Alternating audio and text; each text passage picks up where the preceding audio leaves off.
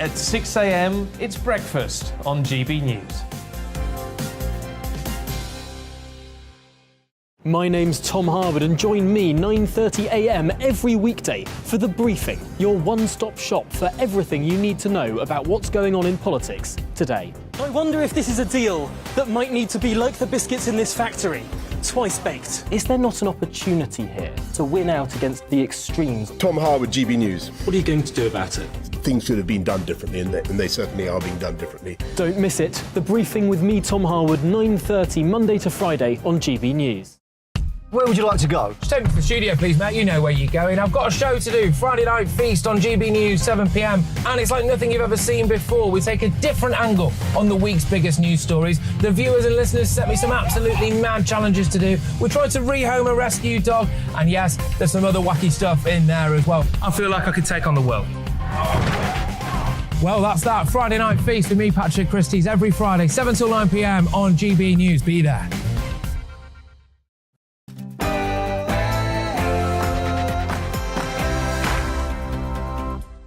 No spin, no bias, no censorship. I'm Dan Wootton, and breaking tonight, it's Liz Truss versus Rishi Sunak in the battle to be Prime Minister as Penny Mordaunt is eliminated from the Tory leadership contest. Our members, I am also the person who can beat Keir Starmer in the next election, and that should be uppermost in their minds. And I'm the person who can go into number 10, I can hit the ground running, and I can get things done. We've got a special show lined up with expert political analysis and big opinions from top commentators and heavyweight Tories. First, in my digest, I explain why it's Liz I trust must defeat the globalist, big state, high-tax, fishy Rishi. Then I'll get the thoughts of my superstar panel. Tonight, I'm joined by top Daily Mail columnist Amanda Platel, the Daily Telegraph's associate political editor Christopher Hope, and broadcaster Ashley James. At 9:50, Anne Widdecombe reveals why she's forgiven Liz's Ramona roots to back her for PM before influential senior Tory Mark Harper makes his case for supporting Sunak at 10:20. Then more political masterminds. Conservative peer Lord Moylan, former Tory Minister Edwina Currie and the Daily Mail's consultant editor Andrew Pearce battle it out over who they want Tory members to give the keys to number 10. That promises to be a fiery clash at 9:25. Was Penny Mordaunt's once soaring leadership campaign finished the moment she was exposed as woke in sheep's clothing? The Conservative media's leading ladies, the Daily Telegraph's Madeline Grant and Conservative Home columnist Emily Carver analyse where it all went wrong at 9:40. Columnist extraordinaire Rod Liddell wanted anti-woke warrior Kemi Badenoch to be PM, but after his hopes were dashed, are the Tories finished in red wall seats? He gives his unfiltered verdict and uncancelled at 10:40. Boris gave a typically bullish and brilliant performance as he bowed out at PMQs today, and he dropped a big hint that he has unfinished business as PM. Hasta la vista, baby. Thank you. Will he be back? Well, more than 4,000 members have written to the Tory chairman to demand a vote on whether Bojo should remain as their leader, and as our bombshell poll shows, he would thrash all the other leadership contenders. So has the party made a huge mistake by booting him out? We debate that critical question in the Media Buzz at 10.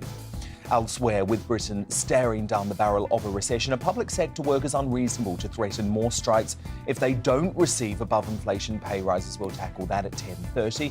And as temperatures return to normal after only 48 hours, of course, there's one brain-dead band of eco-terrorists using the sunshine to justify wreaking more havoc on people's lives. We've dropped a banner over the edge, securely tied, that says "Just Stop Oil."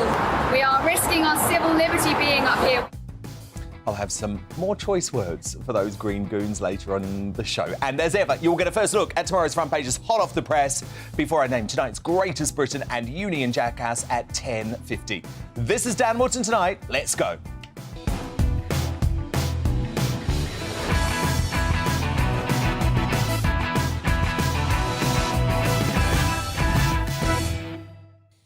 Just one thing first, though. Mordaunt is dormant, and it's now down to the final two.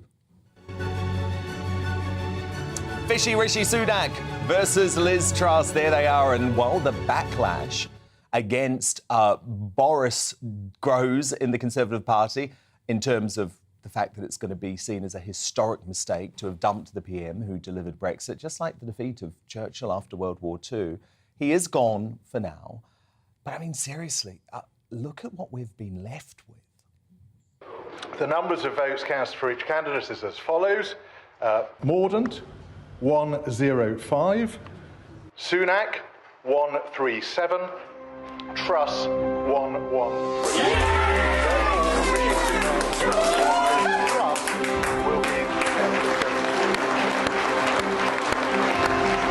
Guys, we totally smashed it. Well done. Yep, that's a just released video showing the behind-the-scenes day of Rishi Sunak. Whether that's going to change Conservative members' minds, I'm not so sure. But tonight, a special edition of the show on whether Truss or Sunak should be the next Prime Minister. My verdict shortly in the Digest. Then my superstar panel weigh in. Tonight, the Daily Mail columnist and broadcaster Amanda Patel is here alongside the associate political editor at the Daily Telegraph, Christopher Hope, and the broadcaster Ashley James. But before all of that, the news headlines at 9 with Polly Middlehurst.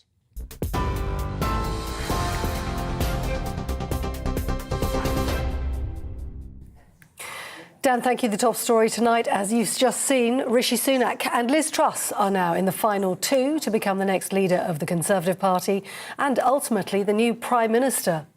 Tory members have until the 5th of September now to decide which one will replace Boris Johnson.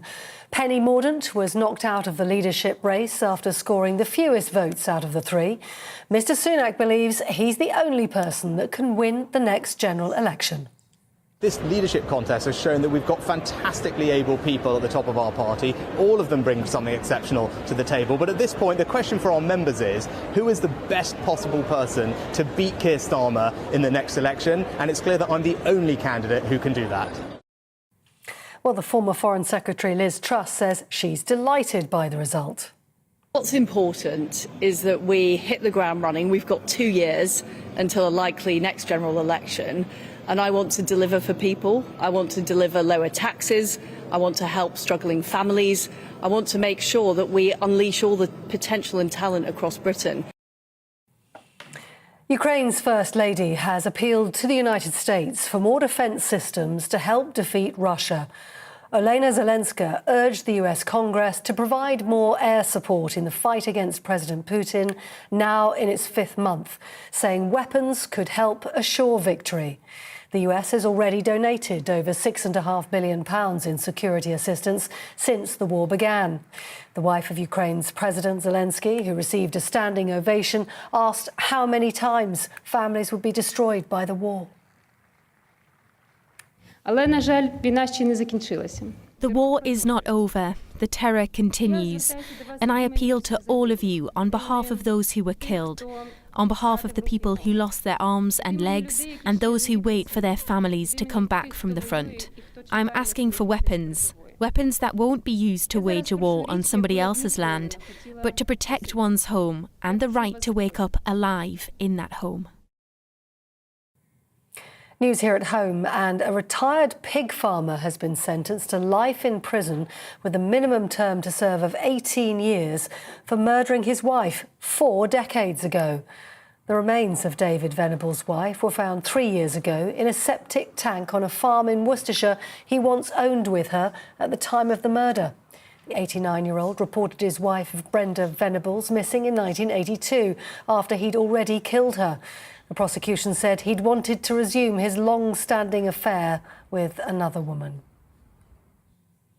5 climate protesters have been arrested after causing major disruption on the M25. Police were forced to close sections of the road when Just Stop Oil activists climbed onto overhead signs. Most disruption was in Cobham in Surrey, near Heathrow and also in Dartford. The climate group acted in response to the UK's record high temperatures and blamed what they described as the government's inadequate preparations for climate change. That's it. You're up to date on TV, online and on your radio via DAB+. You're with GB News, where now it's time for Dan Wootton Tonight.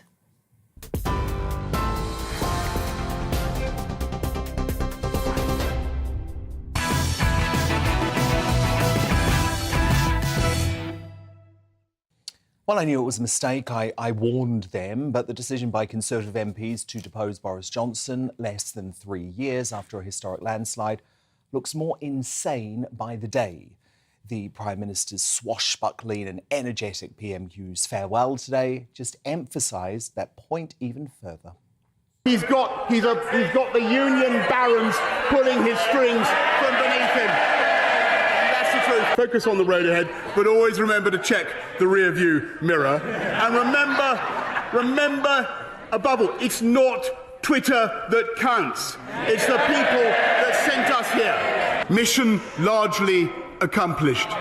For now, I want to thank everybody here and hasta la vista, baby. Thank you.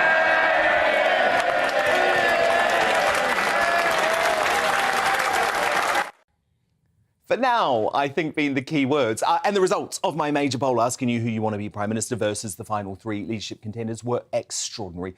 We had over 60,000 votes with an overwhelming 49% backing Boris Johnson to stay in the top job. But Boris will soon be out of number 10 for a while at least, and the battle to be PM could not be any clearer. On the one hand, there's the low-tax, small-state Liz Truss, the most experienced of all current serving cabinet ministers, who wants to bring Thatcherite principles back into the Conservative leadership.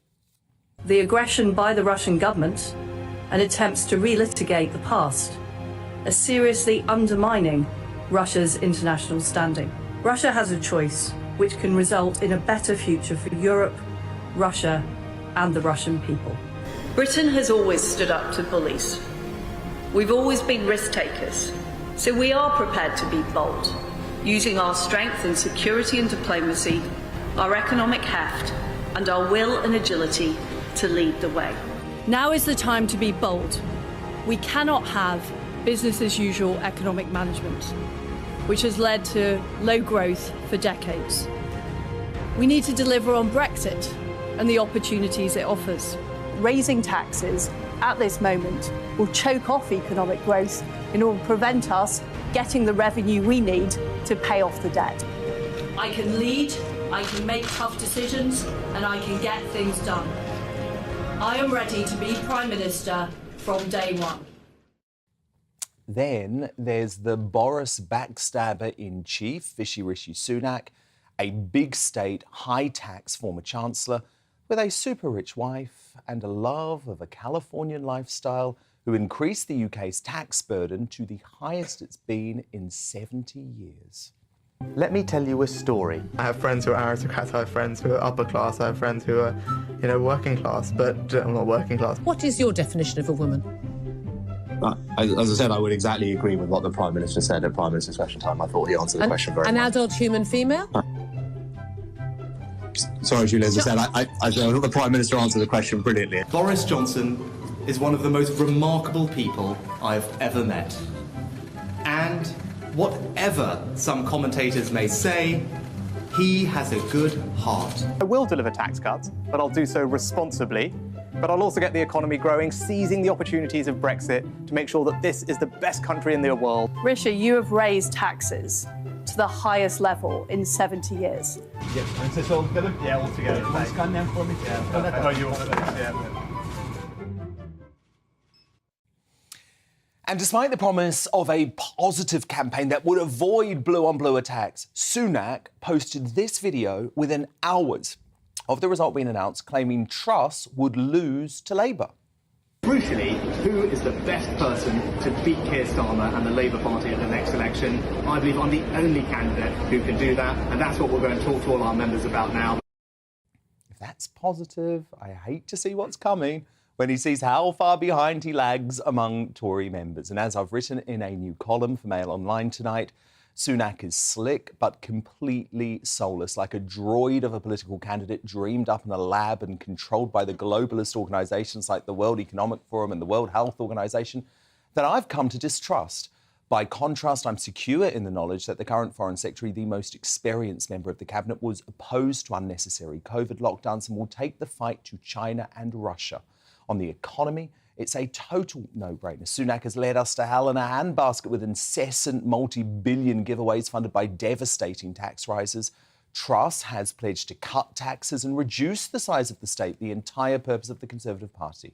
When it comes to the culture wars, Truss has fought for the rights of women in her equalities brief and is resolutely anti-woke. Sunak, as we just saw, wasn't even prepared to define what a woman is in a car crash TV interview.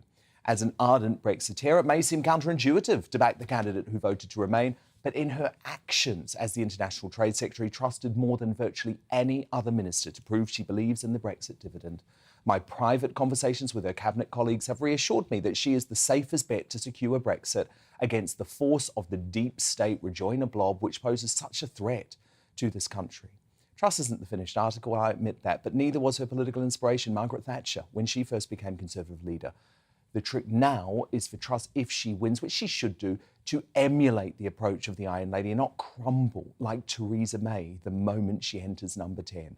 The stakes could not be higher. The future of our great country hangs in the balance. And to respond now, my superstar panel. The Daily Mail star columnist and broadcaster Amanda Platell, associate political editor at the Daily Telegraph Christopher Hope, and the broadcaster Ashley James. So, Amanda Platell, who are you backing, Truss or Sunak? Oh, God, I'm just in despair, Dan. I'm so in despair. I just watched that today and I kind of wept. I just thought, is this really the future of the party? Having seen Boris Johnson in Prime Minister's Questions... He was brilliant today. And he was amazing. And as that poll, I'm astounded by the number of people who voted in that poll show. We should never have got rid of him. So we've got the backstabber Rishi, and we've got Liz. She ain't no Liz Taylor, is she? But I bought you a little present tonight because I'm so depressed about Boris going. So here's... I like a present. Oh, I will treasure this. And you can put little flowers in his head, or a candle, or you can put incense or something. I love that. Because I want you to remember this. Keep him here for tonight. I want you to remember this because I think he'll be back. I think that he has to La Vista moment because I'm fluent in Spanish. You probably didn't know that. And it means... Just let me check my notes. Until the view. Which it basically means until we see each other again. And as you said in your digest there, or earlier on, there are clear Churchillian hints in this. The thing we have to watch, and Christopher will be much more of an expert on this than me, is that if he resigns as an MP, then he won't be able to come back. But if he stays on as an MP, then... Yes. Possible. I mean, do you think he'll stay on, Christopher? I think he'll have a break. I was talking with senior friends of his tonight on the way here, before I got here, and I think he wants to have a break. I mean, there's rumours today, which I first wrote about in the Telegraph. You can't break from being an MP. You've got to stay as an MP. Well, you can, yes, but not do a big high-power job like maybe editor of the Evening Standard. The editor of that newspaper's resigned, and there's a position now opening up. He knows the owner very well. We know about that. And obviously that's what George Osborne... Correct, yeah. So it's not Osbornean path out of Parliament. I think... But he could stay an MP. He could stay an MP. There are donors out there who would even support a party funded by him, about him, En Marche. Look at the way Macron upset the apple cart in 2016. He is very cross privately, really cross. He's been completely torched by people around him. A few of them, Nadine Dorries, Jacob Rees-Mogg didn't, but a lot of them, they said clear off. As you said there, Rishi Sunak is the backstabber in chief, and that anger is going to emerge, I think. Well, exactly, we're going to come to Boris later in this show. So I want your verdict, Christopher, in terms of Truss versus Sunak, because that is the future of the country for now, at least. OK. And will the members forgive Rishi? No. I don't think they will. I didn't say anything and it came out of my mouth. No, I'm not sure. I think they can't. I think it's really hard to forgive Rishi. So you think the likelihood is that Truss will win? It is Truss's to lose, no question. The big hustings is Monday, the BBC's hustings, because the ballot papers go out the following Monday, August the 1st. They're all out by August the 5th, and about half or a quarter of members vote immediately. And, of course, the view is that Sunak, over 12 different hustings around the country, across the UK, might do quite well against Truss, because Truss is a stumbling debater. As you said, can she learn the job like Margaret Thatcher? Problem there is Margaret Thatcher became leader in 1976, had 3 years preparation time. There is no preparation time to polish her up. That's the worry, that he will be rubbish. I could polish her up. Give me a month with her. You tried with William Hague in the day, back in the day. I would get her out of that burgundy, and those horrible dresses. And whoever is doing her hair deserves to be shot. I love Liz Truss's fashion. Not about clothes. You love her hair. No, I love her fashion. It's very, but I do have to fashion is admit, terrible. today I wish I don't know nothing about fashion. I just always you clearly know nothing about fashion. But today I did think, and I never talk about people's appearance. You know that. But today I did think I just wish she had just had a hairdresser there. You know, because it's a big day for her. She just and she needed Amanda Platel. She needs big a hair girl today. Who can just show her. Or a man, Amanda. Oh, you just forget it. Ridiculous. You're not coming back on the show after that. She needs a woman beside her who can show her that this isn't working, how to tone her voice, how to really... there's a lot more in her, I think. And it's got to happen quickly. Ashley James, need to come to you. This is obviously an odd one for you because...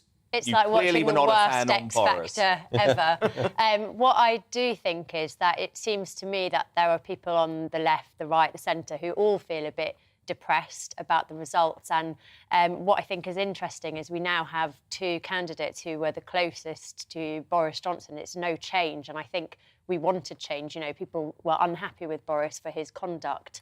And yeah, because there's been a lot of discussion, hasn't there, that Mordaunt and Badenoch represented the most change, and they obviously are not going to be on the ballot for the Conservatives. Yeah, I think as like for me personally, as someone who's like quite centre-left maybe, but definitely centre, Penny and Tom were people that maybe I would have voted for. Definitely centre-left, I would say.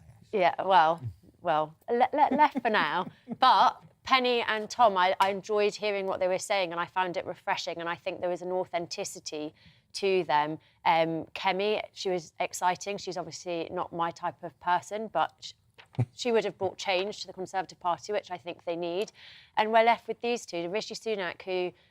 It's like watching him trying to be a children's presenter. He's so patronising and it's embarrassing. I actually agree with that. Liz Truss is... I mean, it seems like every time the wind changes direction, her political opinions change. How can you put trust in someone like that? And she sounds like... It's like watching an episode of Made in Chelsea, you know, that everything's so awkward in her delivery. And I don't think the only people I've seen celebrating are actually people on the left because they feel like now the candidates that they have left is the best Well, of course, chance Amanda. they have. I mean, this is a gift to the Labour Party. This entire process, not just deposing Boris, but the terrible TV debates, which Starmer was banging on about in PMQ, say this is a gift to the Labour Party. They've done Labour's job. It is the most depressing day I've had in my life as a Conservative. Do you think the Conservatives are going to lose the next election? I can't see... I cannot see how Liz, because I think Liz will win, she'll become the next Prime Minister. I can't see her... I just think there's a kind of woodenness and a deadness in them, unless they find some magic. It's the point you made. Margaret Thatcher had 3 years to get it right. And she didn't. And she had great people around her. Christopher, can you see Truss winning the next election? Because that seems to be Sunak's main argument. Look, you might not like me, but I'm going to win. She will energise the base because they like the sound of her low tax, her small state economy. It's getting everyone going. The problem is it's hard for her to communicate it. You missed one of Boris's best lines today was when he called Sunak a bollard, which I thought was terrific. That was so brilliant. I thought that was the best line. Brilliant. And I will play that later. I walked into the Daily Mirror room in the lobby and I said, that was a good line there. I said, yeah, that's quite good. I mean, the problem is that's quite it's funny and it might stick. You know what? Even bollard. We'll talk about Boris the next hour and we'll play his little riposte to Starmer because it was very good today. Christopher Hope, great to have you here for the first time. Amanda Platel, Ashley James, my superstar panel, and they're here all night. But coming up, after a string of damaging revelations, was it Penny Mordaunt's doubted work ethic and wokeness that killed off her one-story leadership campaign? Conservative media's leading ladies, Daily Telegraph's Madeline Grant and Conservative Home columnist Emily Carver give their verdict at 9:40. But first in the clash, my political masterminds return to battle it out over who they want Tory members to choose as Boris's successor. Conservative peer Lord Daniel Moylan, the former Tory minister Edwina Currie and consultant editor at the Daily Mail Andrew Pearce, all here. As ever, though, your verdict most important to me. You can email me, Dan at gbnews.uk, tweet us at gbnews. I've got my poll running at Dan Wootton on Twitter too. The results next. Good evening, Alex Deacon here with your latest weather update. After all the lively weather of the heat and then the thunderstorms, tomorrow is, well, pretty average actually. A lot of dry weather around, temperatures close to average as well, thanks to these cold fronts which are pushing away yesterday's extreme heat. But they have triggered 1 or 2 thunderstorms and still 1 or 2 rumbling on well into the evening across parts of eastern England. Hit and miss, but some torrential rain is possible. It could cause a bit of disruption. They're tending to fade as we go through the night. Certainly many western areas having a dry night and a relatively clear night across Wales, western Scotland. And a pretty comfortable night, certainly compared to earlier in the week. Temperatures, some towns and cities staying in the teens, but generally, as I said, a much more comfortable night. Temperatures tomorrow will be close to average. Quite a lot of cloud around. And we will see maybe 1 or 2 showers over the Midlands, particularly late in the day, northwest England, maybe southwest Scotland. But for most places, it's going to be dry and bright, and we'll see some sunshine coming through West Wales, southwest England, northern Scotland. And temperatures close to average across the north, high teens, low 20s, further south maybe into the mid-20s. Still a few showers across parts of northern England during Thursday night and into Friday. And Friday will be a case of, again, seeing a few more showers breaking out. Again, hit and miss, so if you're desperate for rain, this isn't a guarantee that you're going to see any. But there is an increasing chance during Friday, spreading up from France, of seeing some thunderstorms breaking out. Again, they'll be hit and miss, but again, where they do occur, they could cause some disruption with some heavy rain in a short space of time. Temperatures just picking up a little bit across the south, mid, even high 20s possible. Again, further north with a lot of cloud, we're mostly looking at high teens or low 20s. More mixed picture into the weekend. We are going to see some wet weather at times across the north, but in the south, signs we could tap into some warm conditions again this weekend.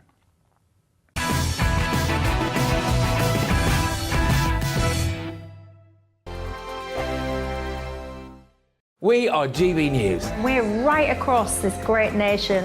On TV. On radio. On digital. Absolutely everywhere. We don't talk down to you.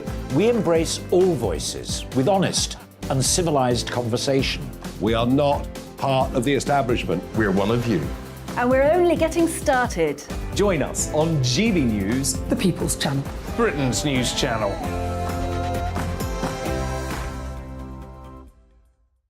Hi there, it's Stephen and Anne. At breakfast from 6 a.m, you'll always be caught up with everything you need to know, the latest headlines, opinions and debates. We'll bring you the good news and the bad, but most of all, we're here for you. Remember, send in your views and let us know what you would like us to talk about. That's because we're your news channel. And every morning at 6 a.m, it's breakfast on GB News. My name's Tom Harwood, and join me 9:30 a.m. every weekday for The Briefing, your one-stop shop for everything you need to know about what's going on in politics today. I wonder if this is a deal that might need to be like the biscuits in this factory, twice baked. Is there not an opportunity here to win out against the extremes? Tom Harwood, GB News. What are you going to do about it? Things should have been done differently, and they certainly are being done differently. Don't miss it. The Briefing with me, Tom Harwood, 9:30 Monday to Friday on GB News. Where would you like to go? Just take me to the studio, please, mate. You know where you're going. I've got a show to do. Friday Night Feast on GB News, 7 p.m. And it's like nothing you've ever seen before. We take a different angle on the week's biggest news stories. The viewers and listeners set me some absolutely mad challenges to do. We tried to rehome a rescue dog. And yes, there's some other wacky stuff in there as well. I feel like I could take on the world. Well, that's that. Friday Night Feast with me, Patrick Christie's, every Friday, 7 till 9 p.m. on GB News. Be there.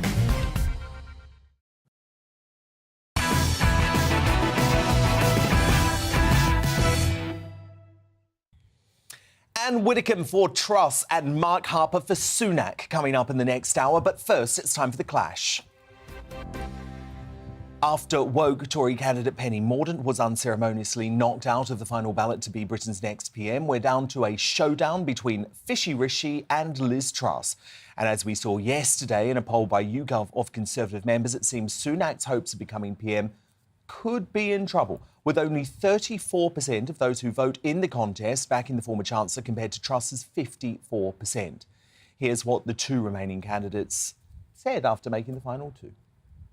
I'm absolutely delighted by the result. I want to thank all the colleagues who supported me and all the other candidates in the race. I think it's really important that we have this debate in the Conservative Party, and I'm the person who can go into number 10, I can hit the ground running and I can get things done, and I think that's what colleagues have voted for, and that's what I now want to take to Conservative members around the country. I've always said that I want to be honest with the British people about the challenges we face and be responsible in dealing with them. And people know my track record. I helped get this country through an incredibly difficult period over the last couple of years. I made sure that we supported those who needed our help at every step with interventions like the furlough. That's what people can expect from me going forward. And at a time of challenge, I think we need someone who's got the experience to do that. That's what I offer. But crucially, for our members, I am also the person who can beat Keir Starmer in the next election, and that should be uppermost in their minds.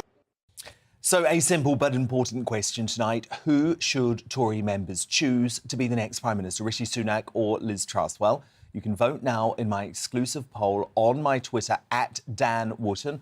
I also want to get your thoughts on this. You can email me, dan@gbnews.uk, or tweet us at GBNews. I'll bring you the results as they stand very shortly. But to debate this now, I'm joined by former advisor to Boris Johnson and Liz Truss backer, Lord Daniel Moylan, the former Conservative minister and Rishi supporter now, Edwina Currie, and the consultant editor at the Daily Mail and fellow Truss backer, Andrew Pearce. Good evening to you all. So, Lord Moylan, got to be honest with you, your interview here at GB News about Penny Mordaunt's work ethic, I think that was in part at least, one of the reasons why she lost a lot of support. So you were, for a while, I guess, a stop Penny proponent, but now that you've got Truss versus Sunak, why are you falling behind Liz Truss? Well, let's talk about the big issues. The first big issue is the economy and the cost of living.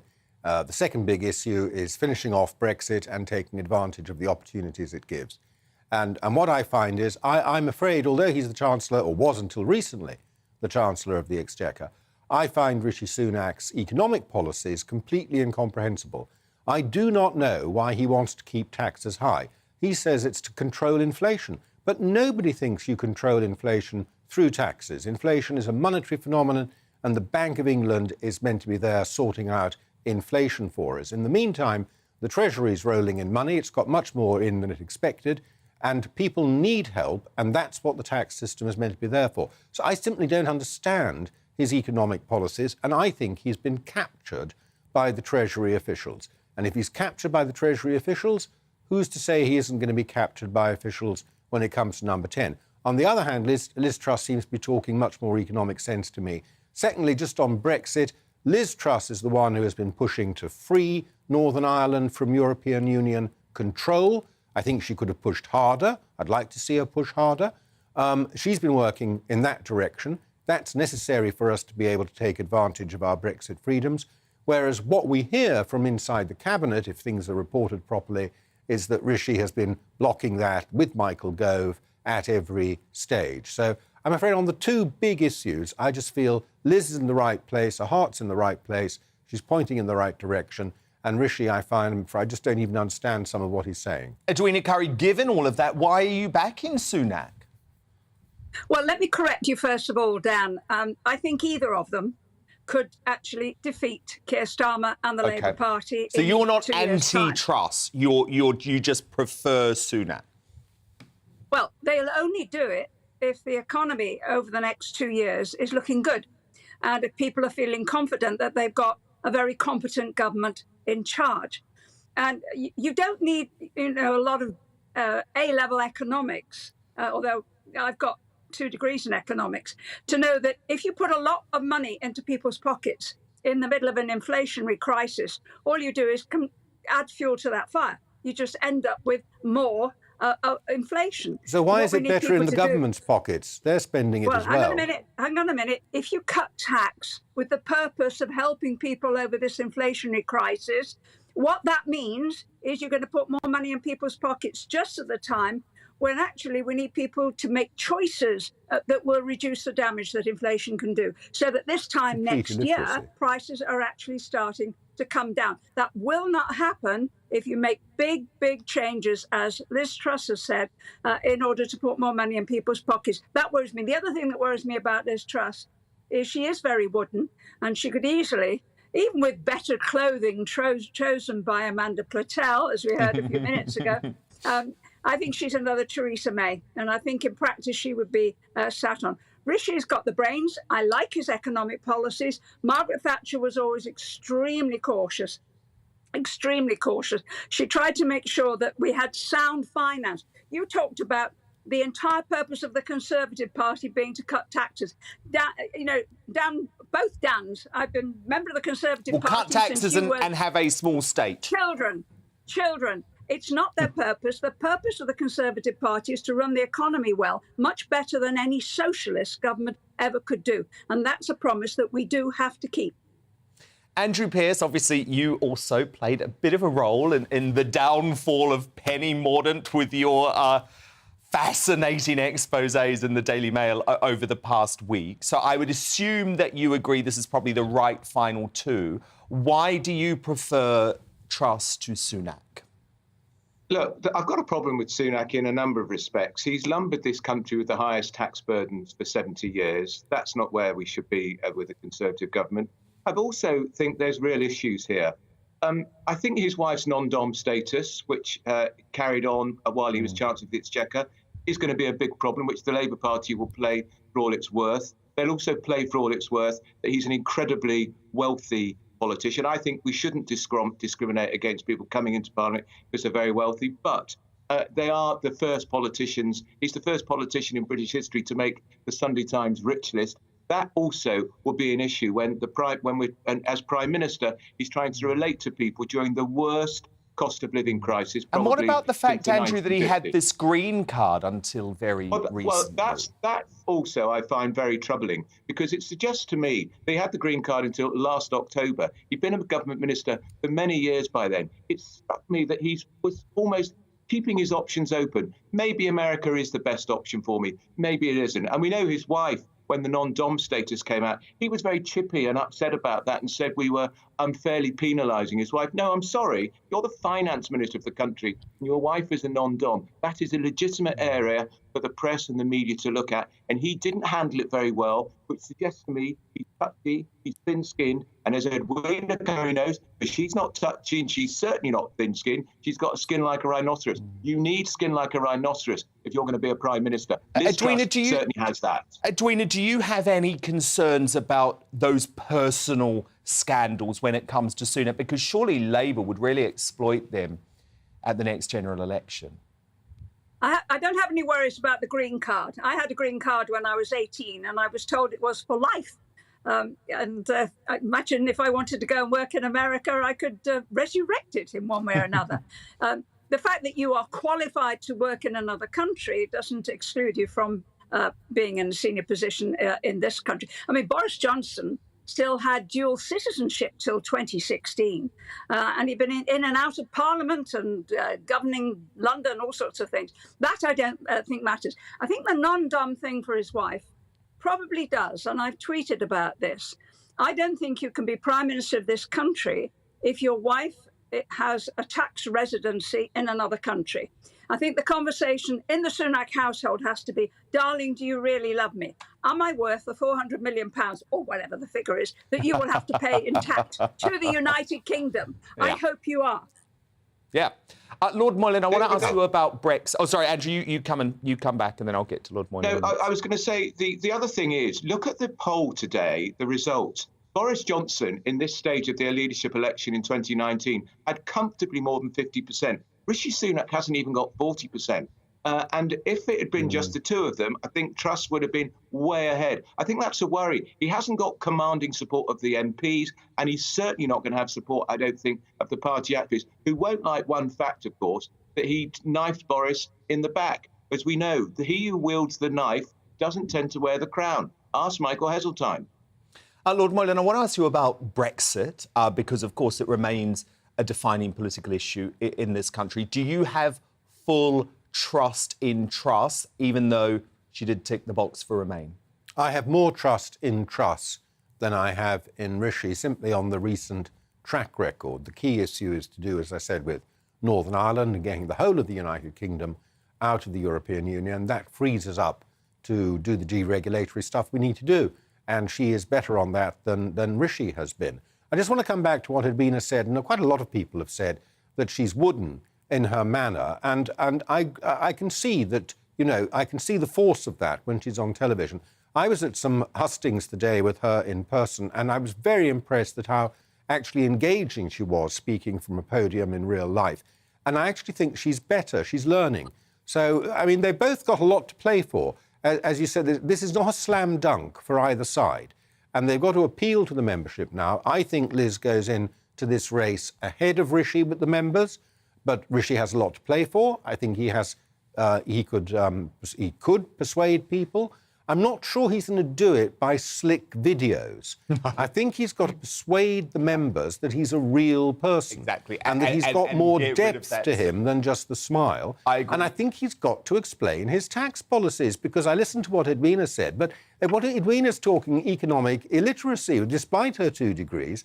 If you take money out of people's pockets and stop them spending it, but you put it in the government's pockets and they spend it, which is what they're doing with it, it makes no difference to inflation at all. That is not the inflation. Yes, I mean, at least if you leave it in people's pockets, they might not spend it. They might save some of it. So it's complete economic illiteracy. That's what he's saying. Nobody can make any sense of it. No other advanced economy is raising taxes at this rate, and no central banker thinks you can tax your way out of inflation. I think it is going to be a fascinating 6 weeks. We will be calling on all of you over that time. So thank you so much to former advisor to Boris Johnson, Lord Daniel Moylan, the former Conservative Minister Edwina Currie, consultant editor at the Daily Mail, Andrew Pearce. So who do you agree with on this? Who should Tory members choose to be the next PM, Truss or Sunak? From Mick on email, Truss, but I think we have just sanctioned the next Labour government with Keir Starmer at the helm. From Ross on Twitter, said this all along, we'll say it again. It was always going to be Sunak. I don't know why we've had to go through this whole pantomime to get there. And from Fran, Boris, not going to stop saying it. I know many folk agree with you. And your verdict is now in. The result on my Twitter poll, as it stands, with 25,000 votes already cast. So, well, 76% of you going for Liz Truss, just 24% backing Rishi Sunak. So as Lord Moylan says, that it's all to play for, but certainly Rishi Sunak starts with a deficit to make up. Coming up, why should Brexiteers trust Liz Truss as PM when she voted to remain? Brexit Party MEP Anne Whittaker, who left the Tory party over the referendum, reveals why she is backing Truss at 9:50. But first, was Penny Mordaunt's exposure as a woke in sheep's clothing a fatal blow to her once soaring leadership bid? Our Conservative media's leading ladies, the Daily Telegraph's Madeline Grant and Conservative Home columnist Emily Carver, dissect where it all went wrong next.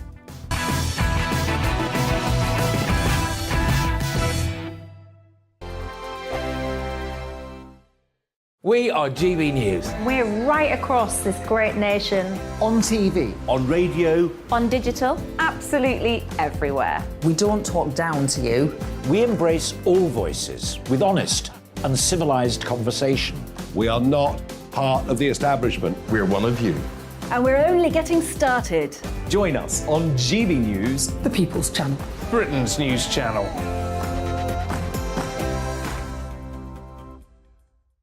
Hi there, it's Stephen and Anne.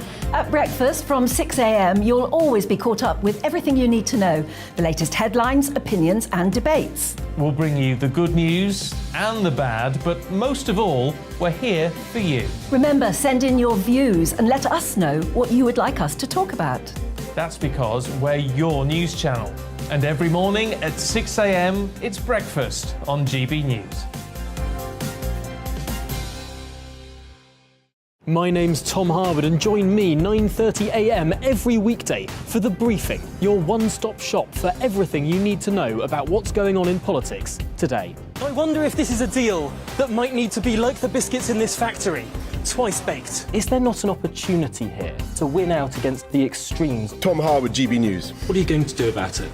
Things should have been done differently, and they certainly are being done differently. Don't miss it. The Briefing with me, Tom Harwood, 9:30 Monday to Friday on GB News. Where would you like to go? Just take me to the studio, please, mate. You know where you're going. I've got a show to do. Friday Night Feast on GB News, 7 p.m. And it's like nothing you've ever seen before. We take a different angle on the week's biggest news stories. The viewers and listeners set me some absolutely mad challenges to do. We tried to rehome a rescue dog. And yes, there's some other wacky stuff in there as well. I feel like I could take on the world. Well, that's that. Friday Night Feast with me, Patrick Christie's, every Friday, 7 till 9 p.m. on GB News. Be there.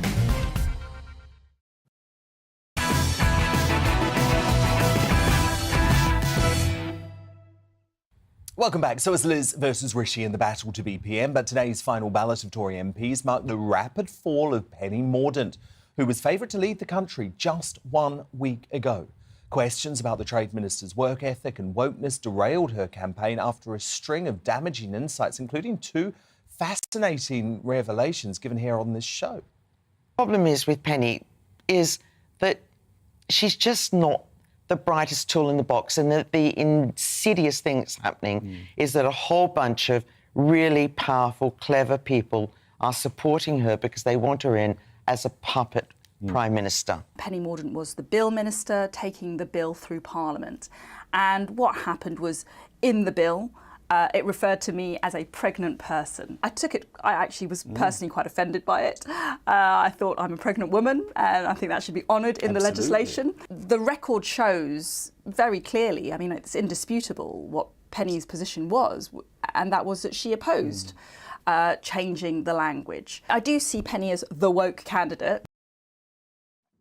Well, to analyse the demise of woke Penny's campaign, let me bring in the Conservative media's leading ladies, top Daily Telegraph columnist Madeline Grant and Conservative Home columnist Emily Carver. So, Emily, Penny, she was meant to be Prime Minister just a week ago. What happened? Yeah, she had quite a mighty fall, although she did still get over 100 votes. So she still had quite a lot of support despite all the revelations. It seems that she wasn't very honest about her view on trans rights and what she deemed to be a woman. We know that she fought to keep the word woman out of the maternity bill, and then she suggested quite publicly that that wasn't true. The evidence came out to show that in fact she had, and that she would have preferred to have non-gender specific language in that bill. And of course, that is very much the antithesis to how most people view these issues within the Tory party. They don't agree with that approach at all. They don't want non-gendered language and so on. They were concerned by her links to groups such as Stonewall and other such things, which of course are known for their radical approach to trans activism and transgender ideology. But I think more so, there was, of course, that damning interview with Lord Frost, where he essentially told the public that she was incompetent and not visible and was unaccountable. And a lot of people, a lot of members, a lot of Tory politicians very much respect what Lord Frost has to say. Yep, so I think that will have impacted greatly. Madeline Grant, on the other side of the coin, your colleague Alison Pearson, a woman who I have huge respect for, someone who knows the Tory grassroots better than almost anyone in the British media, she thinks this is almost suicidal for the Conservative Party because she was the members' favourite and the members don't have an opportunity to vote for her. Yeah, I mean, I would agree with that. I would tend to trust Alison on these sorts of issues. She has a really good grip on things. I didn't personally entirely agree with Alison. I think that at a time when the Conservative Party was in really dire straits, there were a lot of people who were desperately looking for a new personality, a breath of fresh air, and someone who would take Conservative ideas forward. And Penny Mordaunt is a fantastic communicator. And I think initially a lot of people looked at her and they kind of saw what they wanted to see. And then gradually more came out about Penny's past record and, as Emily said, areas where she's been perhaps somewhat economical with the truth. And I also think perhaps the biggest issue of all was simply that it took the right of the party a bit of time to do that. But after Kemi Badenoch was knocked out, they finally coalesced around Liz Truss. So I think that was perhaps the most determinative thing. But, you know, on the whole, there are going to be, I think, what Alison and others have alluded to, there are now going to be a lot of members who are bitterly disappointed that the contest has come down to 2 of the more sort of establishment candidates. In fact, the 2 most senior cabinet ministers in the incumbent cabinet, or at least was until Rishi Sunak resigned. And there are, you know, there's also various speculations about, could there have been lending of votes? Could there have been some kind of the usual gerrymandering that takes place in the Conservative leadership contest? I mean, it's very hard to keep track of where people's votes have been going because obviously it's all done in complete secrecy. So there's going to be lots of talk about sort of dark arts and gerrymandering. And the fact that we've now been left with two of the more establishment candidates, and the insurgent people, your Kemi Badenochs, your Tom Tugendhats, and now Penny Mordaunt have been knocked out, I think will set many eyebrows raising. Yeah, because Emily, it was actually super close, as you inferred earlier. I mean, it really could have gone either way in terms of whether it was going to be Sunak versus Truss or Sunak versus Mordaunt. And these suspicions come from the fact that Sunak's team have a lot of crafty individuals, the likes of Gavin Williamson, working for their campaign, and actually may have preferred to face Truss in the runoff rather than Mordaunt, who they feared more. Do you think there's anything in that? Yeah, I think there certainly probably is. These things can be quite messy, and there can be a lot of briefings, as we know, that may be quite harsh on opponents. But you know what? I think it probably would be difficult for Rishi to have gone up against Penny Mordaunt, perhaps even more so than Liz Truss, because she is a fantastic communicator, which unfortunately for Liz Truss isn't her forte.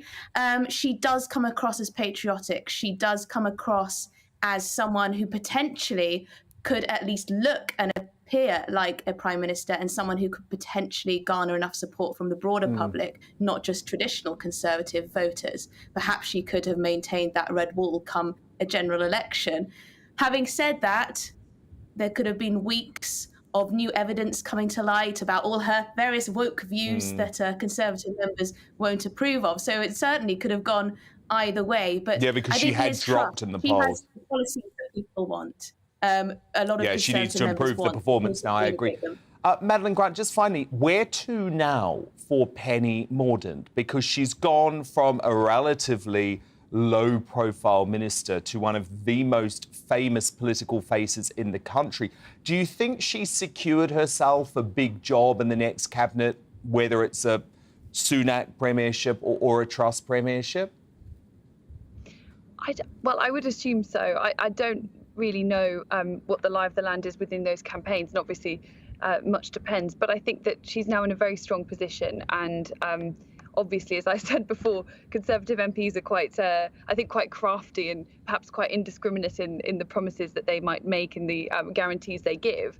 But I think her endorsement would make both candidates will be seeking that out. Well, big time, because then a lot of members love her, so I guess she could sway the vote. Yeah, and I guess it's going to be the same with Badenoch too, because Badenoch obviously hasn't endorsed either candidate yet. OK, well, look, we'll check back in with you next week, because this is going to be a fascinating race. That is Emily Carver of Conservative Home and Madeline Grant of the Daily Telegraph. But coming up, as more than 4,000 members write to the Tory chairman to demand a vote on whether Boris should carry on as leader, and our bombshell poll shows he would thrash all of his potential successors. Has the party made a monumental error in forcing Bojo out of number 10? Well, I say, yes, as you know, but my superstar panel return to give their verdict on that in the media buzz after 10. But first, can we trust Truss to deliver on Brexit despite her Remainer roots? Well, former Brexit Party MEP Anne Widdecombe left the Tory party over the referendum, but she's now backing Liz for PM. Widdy reveals why next.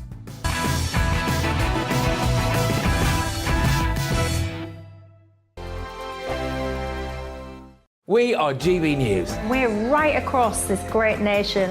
On TV. On radio. On digital. Absolutely everywhere. We don't talk down to you. We embrace all voices with honest and civilised conversation. We are not part of the establishment. We're one of you. And we're only getting started. Join us on GB News, The People's Channel. Britain's news channel.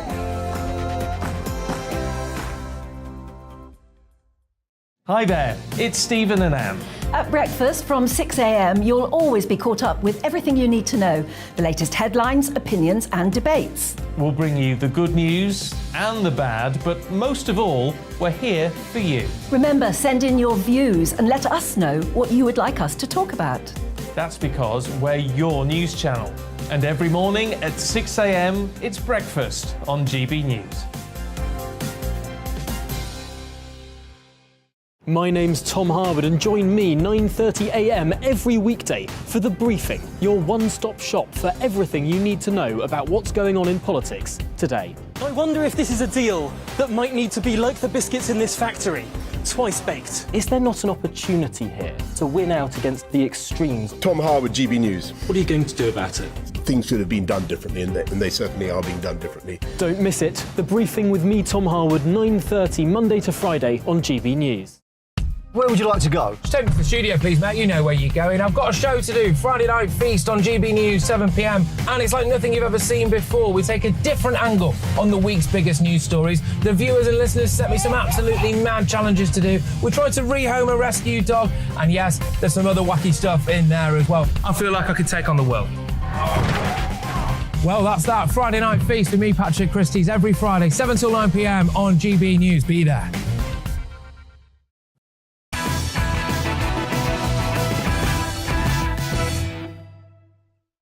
A first look at tomorrow's newspaper front page is coming up, but it's time now for the battle to be PM. Big Witty Special. And so you left the Conservatives, of course, to become a Brexit MEP because of the party's position after the EU referendum. But you're now backing Liz Truss over Rishi Sunak, even though Truss voted for Remain and Sunak voted to leave. Tell me why. Well, the choice is terribly simple. It's between somebody who did vote to leave, but has done absolutely nothing to take full advantage of Brexit, and somebody who did not vote to leave, but once the result was in, then put her back into making Brexit work. And she's done more in terms of getting trade deals than Rishi has done. And therefore, actions speak louder than words. I mean, it really is as simple as that. That is the motto. Actions speak more loudly than words do.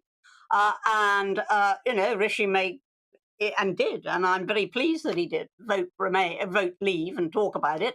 But it's Liz Truss who's actually done the real work. My problem with Liz is, and it's been mentioned on your programme already, she's as stiff as a Victorian governess, as I said. In my very good Express column today, every Wednesday, by the way, page 13 usually. But she really is wooden in presentation now. She's going out on the campaign trail. She's really got to up her game as far as getting some oomph into the campaign goes, because Rishi is a very slick performer. And let me say, Rishi did vote leave, and I don't think for one moment he'd ever want to get us closer links with Europe. So if he does win, I shan't be distraught. But if I want something done, all Rishi is promising is same old, same old. Truss is promising something new. No, and I did read your Daily Express column today, and it was very good. I always read it, and I read it every week. And you say she's going to have to be more inspirational on the campaign trail. And really, she doesn't have much time, does she? Because the ballots get sent out to Conservative Party members literally at the end of next week. The big BBC debate is on Monday night. So she's got to up her presentation style almost immediately. Yeah, she's got a big challenge. And she has, because she is very, very uninspiring as a performer. What she does is she turns out solid work. She turns out solid results. She has imagination when it comes to policies. But when it comes to presentation, there's a complete absence of any rhetorical skill at all. Does it matter, Anne? It shouldn't do, but it does. It matters because so many people these days take their impressions from the media, and they are looking for something more than just a workhorse. And I think she's got to show that. She's got to show that flair. That, of course, is why so many people loved Bojo. He had flair. He had charisma. He had his own character. And I think Liz has got to put a lot of work into the style of her presentation, and she needs to get somebody to give her some really good advice.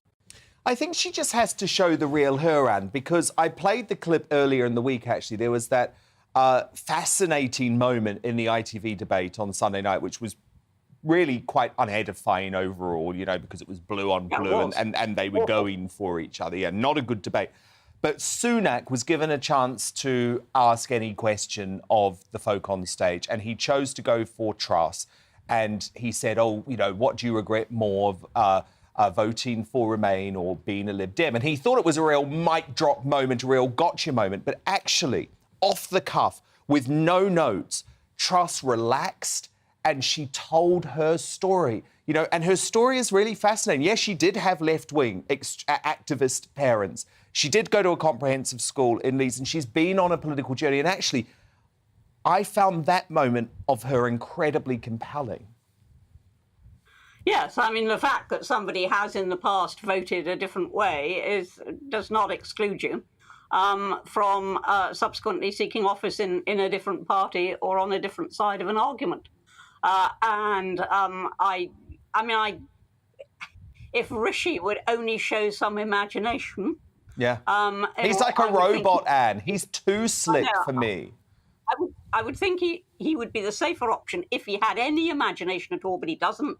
Liz does have imagination. She does have a solid record. She can say, look, you know, I got these trade deals. You know, they weren't things that the fairies brought. Liz went out and got them. And that was when I started to have a lot of respect for her, even though she had voted Remain. But at the moment, I'm backing her, but she's really got to get some style. That's what she lacks. OK, well, big endorsement. Anne Widdecombe backing Liz Truss for Prime Minister. Anne, thank you so much. We will speak next week.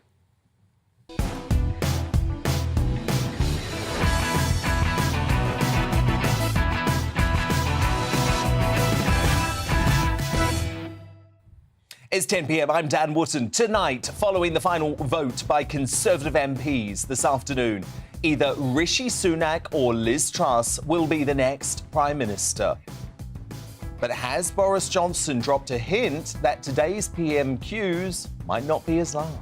Mission largely accomplished. For now.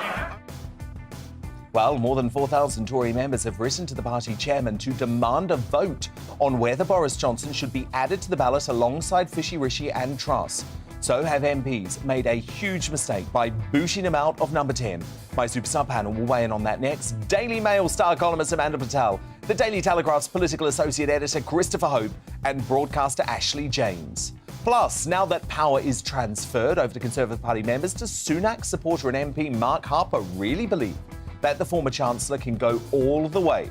He'll make his plea for Rishi at 10:15. Rod Liddell originally backed Kemi Badenoch, so what does he now make of the battle between Sunak and Truss and whether either can have a hope of winning in the critical red wall seats? I'll get his verdict and uncancelled at 10:40. Also coming up as the summer of discontent threatens to spiral out of control, are public sector workers unrealistic to ask for inflation driving pay rises? And temperatures may have returned to normal after just 48 hours, but you can always rely on these eco-cretins to make a spectacle of themselves. We've dropped a banner over the edge, securely tied, that says "Just Stop Oil." We are risking our civil liberty being up here. Please, I'll bring you both those stories this hour in our Media Buzz. And we'll discuss this apparent revelation from Joe Biden, which I really hope is just another of his gaffes. That's why I and so damn many other people I grew up have cancer. What's going on there? I'll tell you what the White House is saying about it. You'll also get a first look at tomorrow's newspapers as they drop. And as ever, I'll crown a new Greatest Britain and Union Jackass before the night is out. But first, the news with Polly Middlehurst.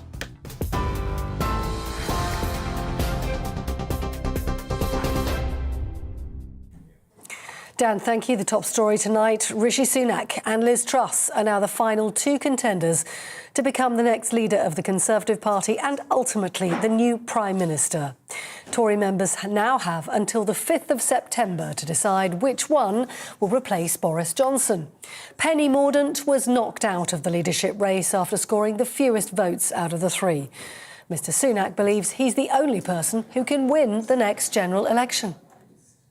This leadership contest has shown that we've got fantastically able people at the top of our party. All of them bring something exceptional to the table. But at this point, the question for our members is, who is the best possible person to beat Keir Starmer in the next election? And it's clear that I'm the only candidate who can do that.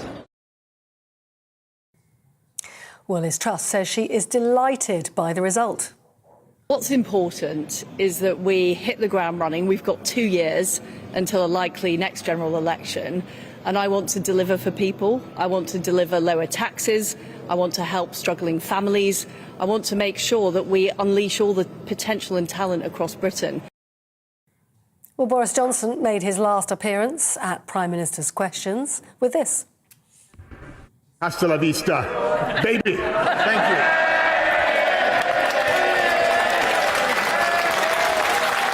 In the Prime Minister's inimitable style, those were his parting comments as he left the chamber. Conservative backbenchers standing and applauding. Theresa May spotted as the only one who didn't clap. Mr Johnson as well, pointing to the government's handling of the COVID vaccine rollout, as well as delivering on Brexit and citing the UK's strong economic growth record. Meanwhile, inflation has reached a 40-year high of 9.4%. The ONS says the increase, up from 9.1% in May, was driven by rising fuel and food prices. The Chancellor, Nadhim Zahawi, and the Governor of the Bank of England, Andrew Bailey, both pledged last night they'd get inflation under control. In other news today, a retired pig farmer has been sentenced to life in prison with a minimum term to serve of 18 years for murdering his wife 4 decades ago. The remains of David Venable's wife were found 3 years ago in a septic tank on a farm in Worcestershire he owned at the time of the murder. The 89-year-old reported his wife Brenda Venables missing in 1982 after he'd already killed her. The prosecution said he'd wanted to resume his long-standing affair with his mistress. 5 climate protesters have been arrested after causing major disruption on the M25. Police were forced to close sections of the road when the group called Just Stop Oil climbed onto overhead signs. Most disruption was at Cobham in Surrey, near Heathrow, and also in Dartford. The climate group acted in response to the UK's record high temperatures, blaming what they described as the government's inadequate preparations for climate change. That's it. You're up to date on TV, online and on your radio via DAB+. You're with GB News tonight, and it's time for Dan Wootton tonight.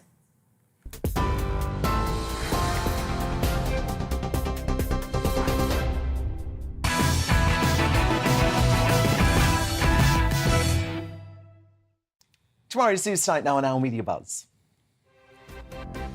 Just one front page in so far. It's the Eye, which splashes on Truss, new favourite to become PM, after the Foreign Secretary made the final 2 against Sunak. But Rishi supporters claim she is, quote, peddling fairy tales with her tax promises. My superstar panel back with me now. Daily Mail columnist and broadcaster Amanda Patel, associate political editor at the Daily Telegraph, Christopher Hope, and the broadcaster Ashley James. Now, yesterday, we launched a major new poll for the show that asked you for your preferred Prime Minister from the final 3 contenders of Sunak, Truss and Mordaunt, plus the departing Boris Johnson. You've been voting in your droves on the 62,000 of you, in fact, and I can reveal the bombshell results now. A massive 49% of you, 30,365 to be precise, say you want Boris for PM, despite all the Westminster theatrics these past couple of weeks. Mordaunt, second most popular choice, with nearly 22% ahead of Liz Truss on 15.4%, and Rishi Sunak, the man who now goes head-to-head with Truss in the vote with Tory party members, finished last with 13.7%. If Conservative members are any reflection on the voters in our exclusive poll, and I know there are many who watch this show, then it looks like Truss will pip sneaky Sunak to the top job and waltz into number 10 on September the 6th.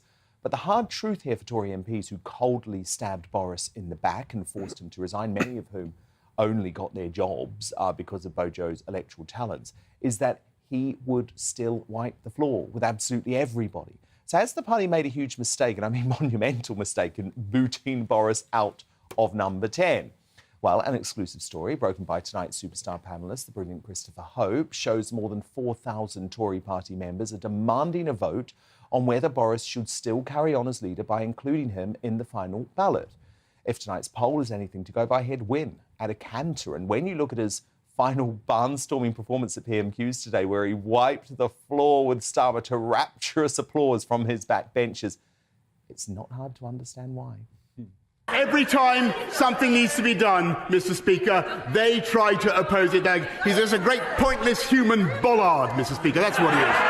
This is one of the last blasts from Captain Hindsight, Mr. Speaker, because at least to me, I can tell you why he does that funny wooden flapping gesture. I'll tell you why he does that funny wooden flapping gesture. Because, Mr. Speaker, he's got the union barons pulling his strings from beneath him. Focus on the road ahead, but always remember to check the rear view mirror. And remember, above all, it's not Twitter that counts. It's the people that sent us here. Mission largely accomplished. For now, I want to thank everybody here and hasta la vista, baby. Thank you. So a fantastic last hurrah from the informed Prime Minister, but not everyone was so gracious about his departure. Nadine Dorries, an unrivalled Boris ally until the very end, said at Blair's last PMQs, when he had just been ousted by Labour MPs led by David Cameron from the opposition, we stood and applauded his achievements. Today, the behaviour of Labour MPs shows how far Labour has fallen. Graceless. She went on, the doorkeeper had to physically restrain one Labour MP at the back of the Speaker's chair, who was yelling, along with others, profanities as the PM left the chamber. They are truly unfit to ever be let near number 10. But sadly, it wasn't just the red side of the Commons that lacked class today. Theresa May, clearly bitter that Boris did what she couldn't by delivering Brexit to the nation, also stuck her infamous heels in. After initially refusing to stand, she reluctantly got on her feet and folded her arms, all while her Tory colleagues applauded Boris for one last time. So, Christopher Hope, let's talk about this big move that you've revealed from Tory party members. Now, the folk backing this say it could actually be done under the constitution of the Tory party. Boris could actually be voted to the ballot. Is there any chance of that happening? A slim chance. They are this guy called Peter Cruddas, Lord Cruddas of Shoreditch, with David Campbell-Bannerman, a former Tory MEP, are supporting a campaign to get Boris Johnson to give members a vote, Tory party members a vote on kicking him out. The concern is that the membership who love Boris Johnson have had no say in the defenestration of him. 4,000 actual members, have written to Andrew Stevenson, the Tory party chairman, demanding the right to have a say over Johnson. It might be a confirmatory vote. One idea at the beginning was to add his name as a third name on the ballot paper, but judging by your Twitter poll tonight, that shouldn't happen because it'd win, and it'll throw the whole thing into another crisis of the Tories' own making. The problem is, what's happened here is the MPs have acted anti-democratically. They've got rid of an election winner, a superstar, rock star politician who swept the board in London, won twice in London for a Tory, which is amazing. He's never lost. Never lost, apart from, I think, in very early days, fought one by-election back in the day, in 2001 maybe, he lost then. Never lost since then. He's an absolute winner. He now sits there on the backbenches commentating on what will be a losing streak for the Tory government. It's a complete disaster, caused by the MPs, allowing it to happen, and it's anti-democratic. That's the problem with it. But Amanda, the issue with this, I mean, personally, I think it should happen. Of course I do. I think he should absolutely be on the ballot. But the issue is the party can't do it, can they? Because he would win. He would win. Yeah, but I'm really intrigued by what Christopher's been saying, because this never occurred to me as a possibility. So I'm in no way saying that I don't believe what you're saying, but the poll that you've had, Dan, I mean, that's extraordinary for a TV poll to get that many respondents. Yeah. People... And also such an overwhelming win. I mean, it wasn't even close. It's not a close. And as someone who... I know that Boris had his faults, but I think that the way the party behaved... Rishi Sunak, who, you know, registered his name for his campaign back in December of last year, who's been on manoeuvres, all of them been on manoeuvres, how they could have got... They just waited for the opportunity instead of supporting him and saying, look, you've mucked up on these things, let's get it together. We have an election-winning team here, and they've stabbed him in the back. And those two little minions, Rishi, you know, the backstabber, who's not going to get anywhere, And Liz, I'm sorry, but, you know, Lizzie, it's... But don't you think what's been missed here, certainly by the vast majority of the media, but also by Tory MPs, is the level of emotion connected to this? So you said earlier you wept today. Suella Braverman, the Attorney General, told me... I didn't say I wept. I said I had a few tears in my eyes. You used the W word. I'll go back and check. You did. Suella Braverman said she was crying in Cabinet. I'm getting messages from so many Tory members, some whom I know, some whom I don't, who are saying they feel deeply sad, deeply emotional about this. It's not been reflected, is it? It's not been reflected. Dan, I felt so depressed today. I did weep. I did actually watch him and I thought, my God, what have we done?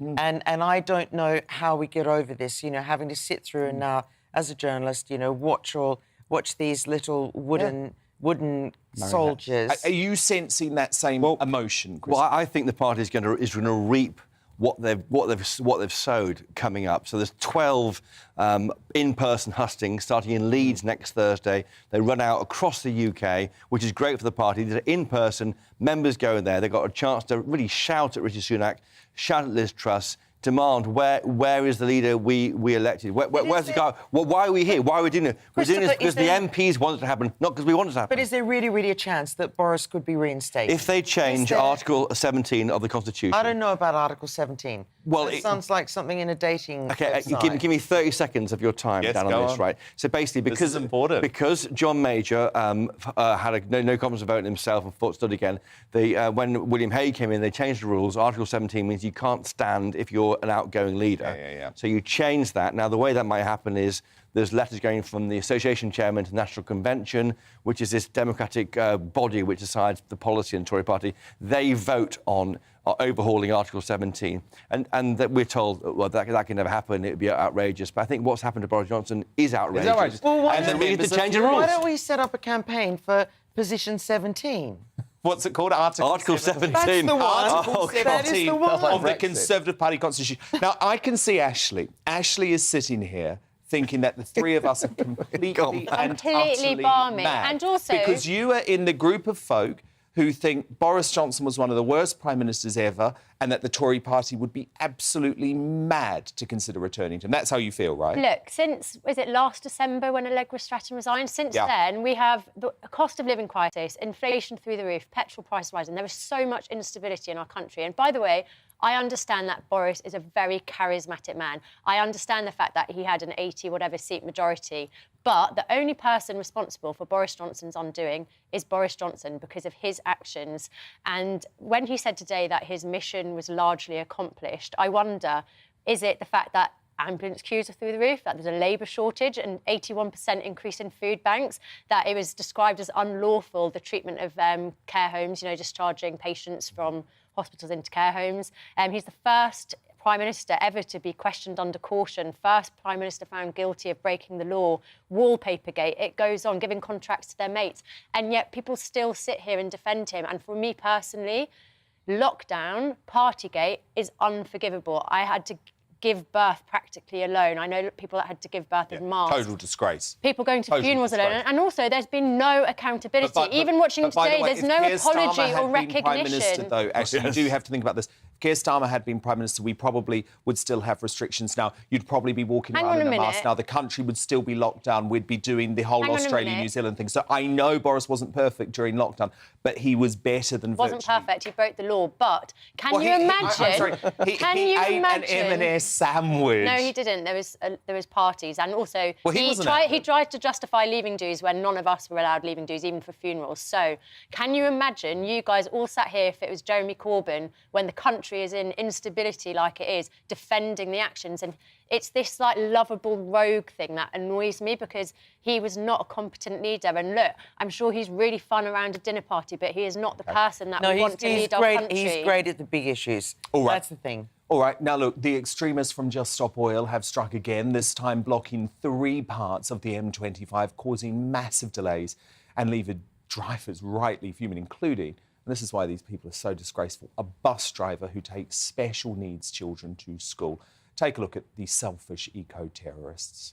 Currently on a gantry above the M25. I know our government are lying. I know that world leaders are lying and deceiving us. I know the science, I know the scientists, I know the facts, and you should know them too, but you're being lied to. We've dropped a banner over the edge, securely tied, that says just stop oil. We are risking our civil liberty being up here. We do not want to be here. Junction 14 closed north and southbound. It's very quiet. Maybe the government will listen if they can hear me. Oh, these eco-criminals are a waste of police time and resources, making their climate crisis worse by stopping traffic and allowing for more fumes to be pumped into the air. They're a danger to life. In my opinion, they need to be stopped. However, I do passionately care about the environment, as you know, unlike the fake celebrities who say one thing and do another, such as Kylie Jenner, who last week took a 3-minute private jet flight. Yes, you heard me right. 3 minutes. No one likes sitting in traffic, but taking a private jet for 3 minutes is just taking the biscuit. Now, Amanda Patel, Christopher Hope, Ashley James, do stand by, because coming up as the summer of discontent threatens to spiral out of control, are public sector workers unrealistic to ask for inflation-busting pay rises? That's Now Media Buzz at 10:30. But next, as Conservative Party members choose between Sunak and Truss, why does Rishi supporter and MP Mark Harper believe his man is the right person to replace Boris in number 10? He's with me after the break. It's going to be interesting.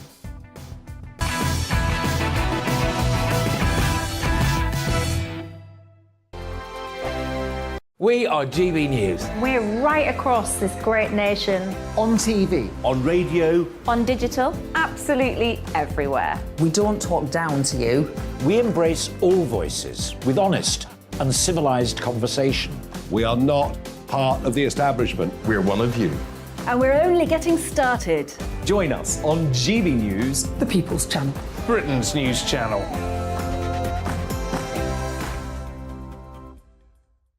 Hi there, it's Stephen and Anne. At breakfast from 6 a.m, you'll always be caught up with everything you need to know. The latest headlines, opinions and debates. We'll bring you the good news and the bad, but most of all, we're here for you. Remember, send in your views and let us know what you would like us to talk about. That's because we're your news channel. And every morning at 6 a.m, it's breakfast on GB News. My name's Tom Harwood, and join me 9:30 a.m. every weekday for The Briefing, your one-stop shop for everything you need to know about what's going on in politics today. I wonder if this is a deal that might need to be like the biscuits in this factory, twice baked. Is there not an opportunity here to win out against the extremes? Tom Harwood, GB News. What are you going to do about it? Things should have been done differently, and they certainly are being done differently. Don't miss it. The Briefing with me, Tom Harwood, 9:30 Monday to Friday on GB News. Where would you like to go? Just take me to the studio, please, mate. You know where you're going. I've got a show to do. Friday Night Feast on GB News, 7 p.m. And it's like nothing you've ever seen before. We take a different angle on the week's biggest news stories. The viewers and listeners set me some absolutely mad challenges to do. We tried to rehome a rescue dog. And yes, there's some other wacky stuff in there as well. I feel like I could take on the world. Well, that's that. Friday Night Feast with me, Patrick Christie's, every Friday, 7 till 9 p.m. on GB News. Be there.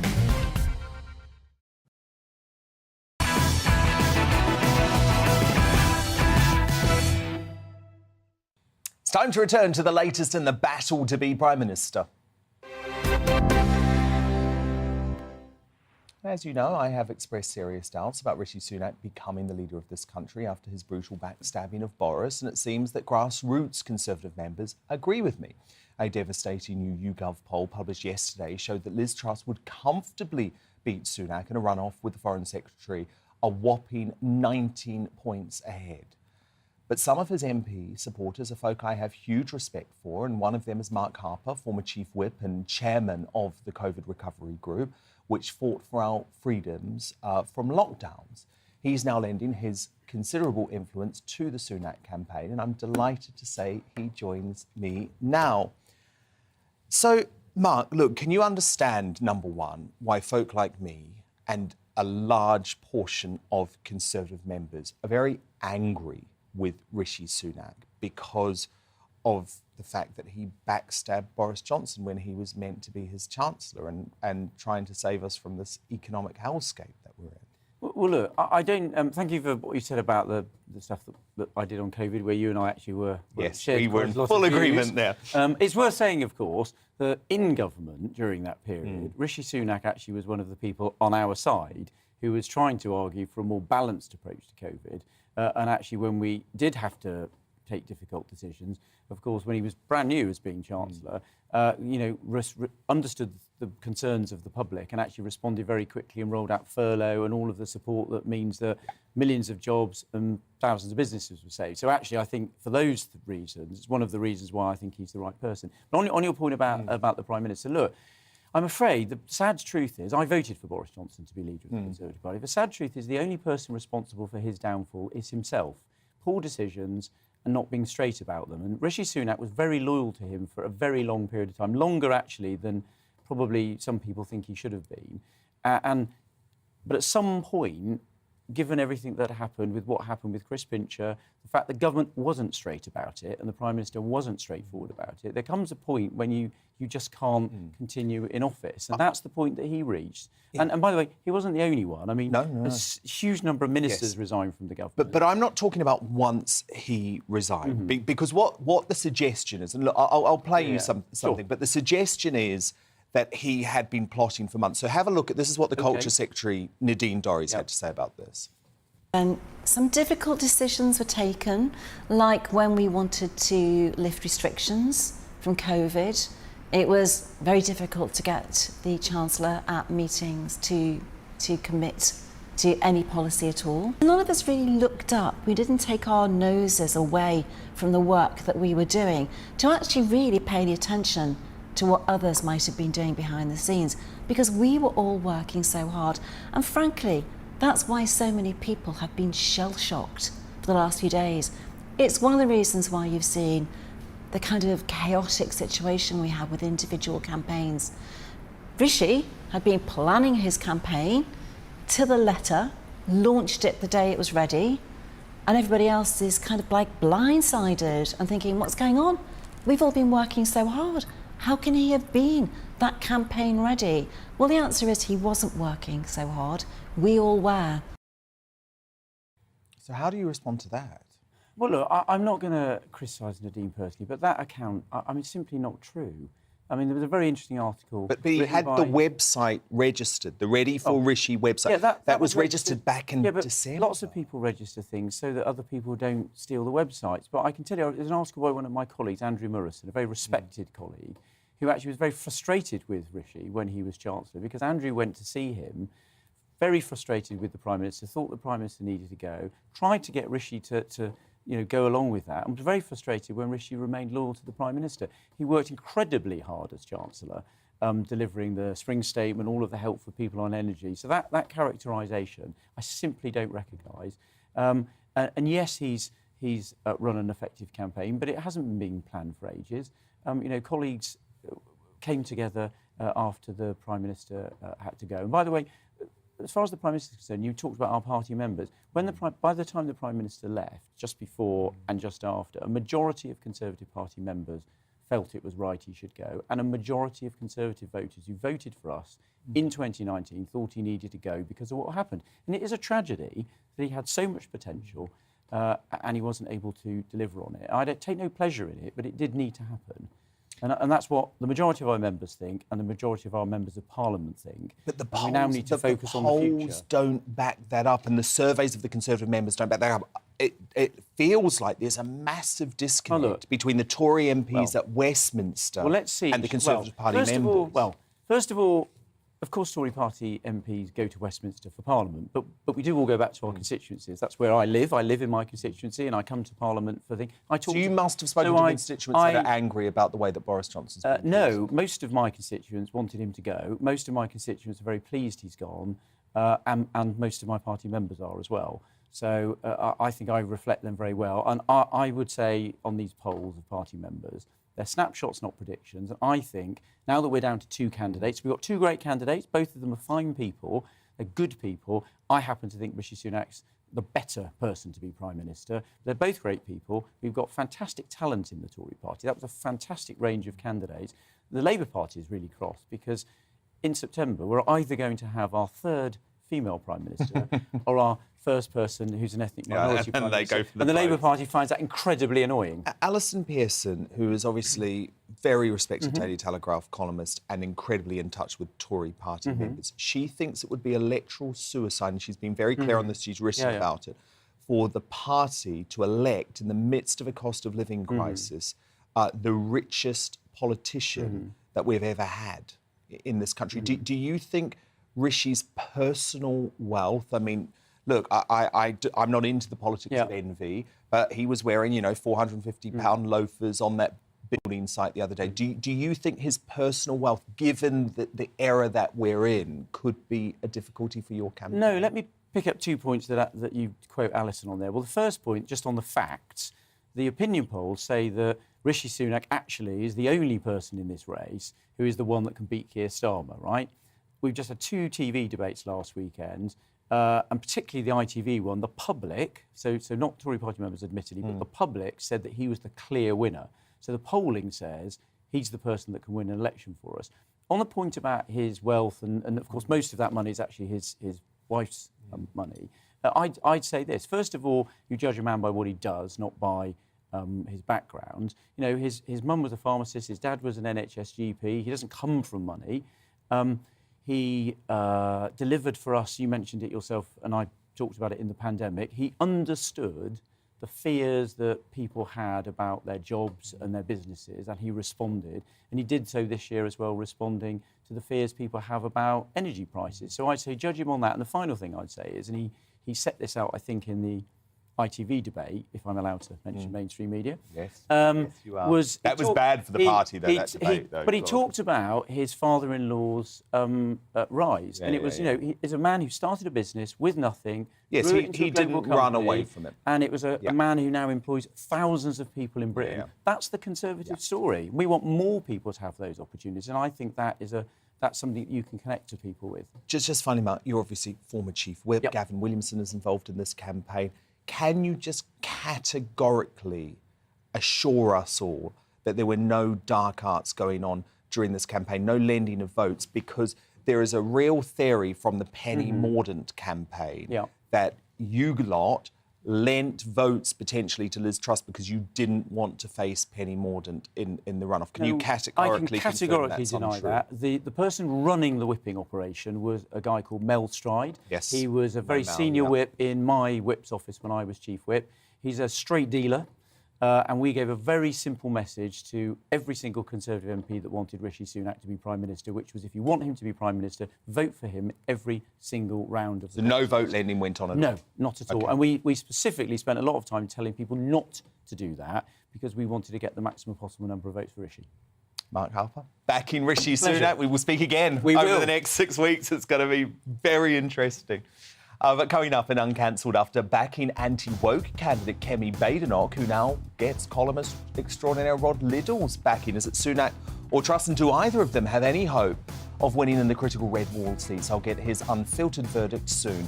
But next in the media buzz, as the summer of discontent threatens to spiral out of control, and public sector workers unrealistic to ask for inflation-driving pay rises. And have the eco-lunatics outdone themselves this time? My superstar panel return to help me dissect all of that and more after the break.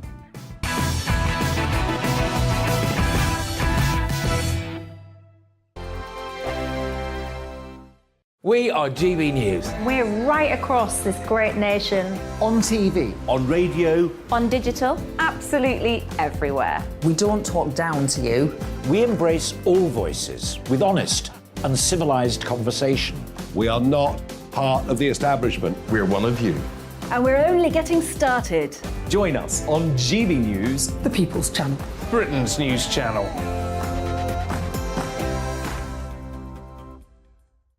Hi there, it's Stephen and Anne. At breakfast from 6 a.m, you'll always be caught up with everything you need to know, the latest headlines, opinions and debates. We'll bring you the good news and the bad, but most of all, we're here for you. Remember, send in your views and let us know what you would like us to talk about. That's because we're your news channel.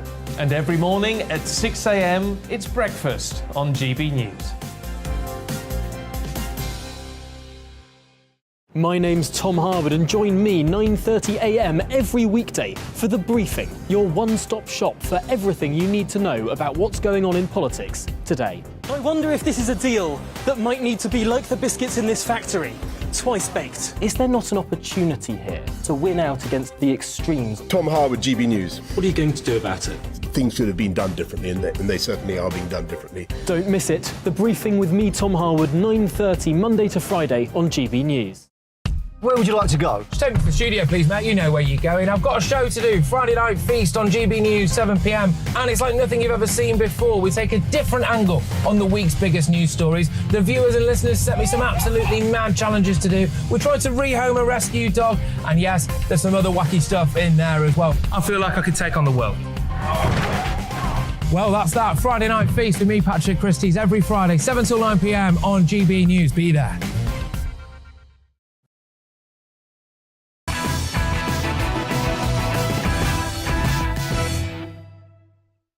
And let's return to tomorrow's news site, Now Media Buzz. All of the front pages are now, so let's get through them. Pennies dropped is the Metro headline tomorrow after Mordaunt lost to Liz Truss by 8 votes in the race to be PM. The Daily Telegraph says Liz Truss has the advantage in the race. Meanwhile, Europeans have been urged to turn off their lights and save every last drop of energy amid fears Putin will turn off the gas. The Daily Mail leads with its exclusive with Liz Truss, in which she vows to hold an emergency tax cut budget if she becomes PM. She attacks Sunak for going in the wrong direction on tax, with the tax burden at its highest in 70 years. And she told the Mail she would beat Labour by governing as a true tax-cutting, freedom-loving Conservative. In The Guardian, the Tories are braced for a blue-on-blue dogfight as Sunak and Truss embark on a 6-week-long campaign to become PM. The Times leads on warnings from Fishy Rishi that members better pick him for PM or the Tories will lose the next election. The Independent has a dig at the final two would-be PMs by pointing out that both candidates backed Boris through scandal after scandal. They ask a fresh start for Britain. The Express leads with Boris's last stand at PMQs with his parting shot at Sunak and a possibility that the PM might return in the future. The Daily Star quotes the boss of Netflix as saying, God, this is not good for me. TV will be dead within 10 years as more people choose to stream. Do you know what, though? Loads of people watching us tonight on YouTube, thousands and thousands. So, you know, we're all good with streaming here at GB News. And The Sun pays tribute to the graceful and dignified bell babe, Dame Deborah James, who was given a fitting send-off by friends, family and colleagues at her funeral today. Her husband, Sebastian, and 2 children, Hugo and Eloise, bravely led mourners as she was laid to rest, but not before raising an incredible £7 million for her charity while battling terminal illness. Wow, what a really striking image that is. More on the Media Buzz now with tonight's superstar panel, the Daily Mail star columnist Amanda Platel, associate political editor at the Daily Telegraph Christopher Hope, and the broadcaster Ashley James. Now, teachers and NHS workers have become the latest public sector groups threatening strike action after unions predictably took the huff with what they called a risable pay award. Yesterday, ministers set out pay rises averaging between 4% and 5% for more than 2 million staff, but bosses have labelled the increases insufficient.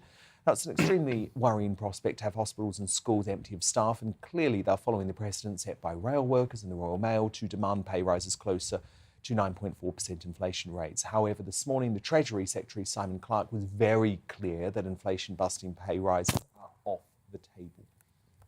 Well, it's crucially important when setting public sector pay for the people who do so much hard work for our society that we strike the right balance between managing the risk of worsening inflation, of baking it in and making it worse by setting very high pay deals, while also looking after our workforce. And while the public sector complains about 5%, let's not forget the most private sector workers will need to manage inflation and the cost of living crisis without any pay increases at all. And huge public sector increases will probably only fuel inflation further. So, Amanda, this strike threat, is it wrong? I just can't believe that, especially teachers, that after what kids have been through during COVID, they've lost the majority of their education. You don't go into teaching to be rich, OK? I think they should be paid more. But where we are at the moment, how can they seriously threaten to strike? and put those kids' education even further back. You know, if they really don't want to do that job, if they don't want to look after this generation of children, go into the private sector, go somewhere else. Ashley James, you're shaking your head. I find it actually quite an insulting thing to say that teachers don't care about children. And let's not forget that industrial action only happened when negotiations fail, and teachers and nurses have been crying out for years. It is a national disgrace that teachers and nurses are having to resort to food banks. I know teachers who pay for children's school meals because their parents can't afford to. No, they should not be in that situation. And I know my mother-in-law is a nurse. Like, nobody in those professions wants to strike. But what would you like them to do? Do you want them to get on their knees and beg? Because they have been begging with their mouths for years, and nobody is listening. So striking is a last resort. I absolutely adore teachers and adore the work they do. But the issue is, Christopher Hope, is that lots of folk in the private sector have actually had to shoulder pay cuts over the course of this pandemic. And if there are big... Well, tell me, if they were to go for these inflation-busting pay hikes, that's just got to increase inflation further. Yeah, I mean, the point is now isn't the time. And with limited money that they've got, they are giving more pay rises to those on the lowest income, so 9% to some new joiners in teaching, and on average more like 4 or 5%, and that's where it's got to be. And we keep hearing it from the government, the Bank of England, saying we've got to give people below inflation pay rises, bring the inflation down for all of us. We're all in it together, is the point. No, indeed. Well, look, Vladimir Putin was left twiddling his thumbs yesterday as he awkwardly awaited a photo op with Turkey's President Erdogan before holding talks in Iran. Watch this brilliant moment. Good. Sorry, Connor, did you say he is up?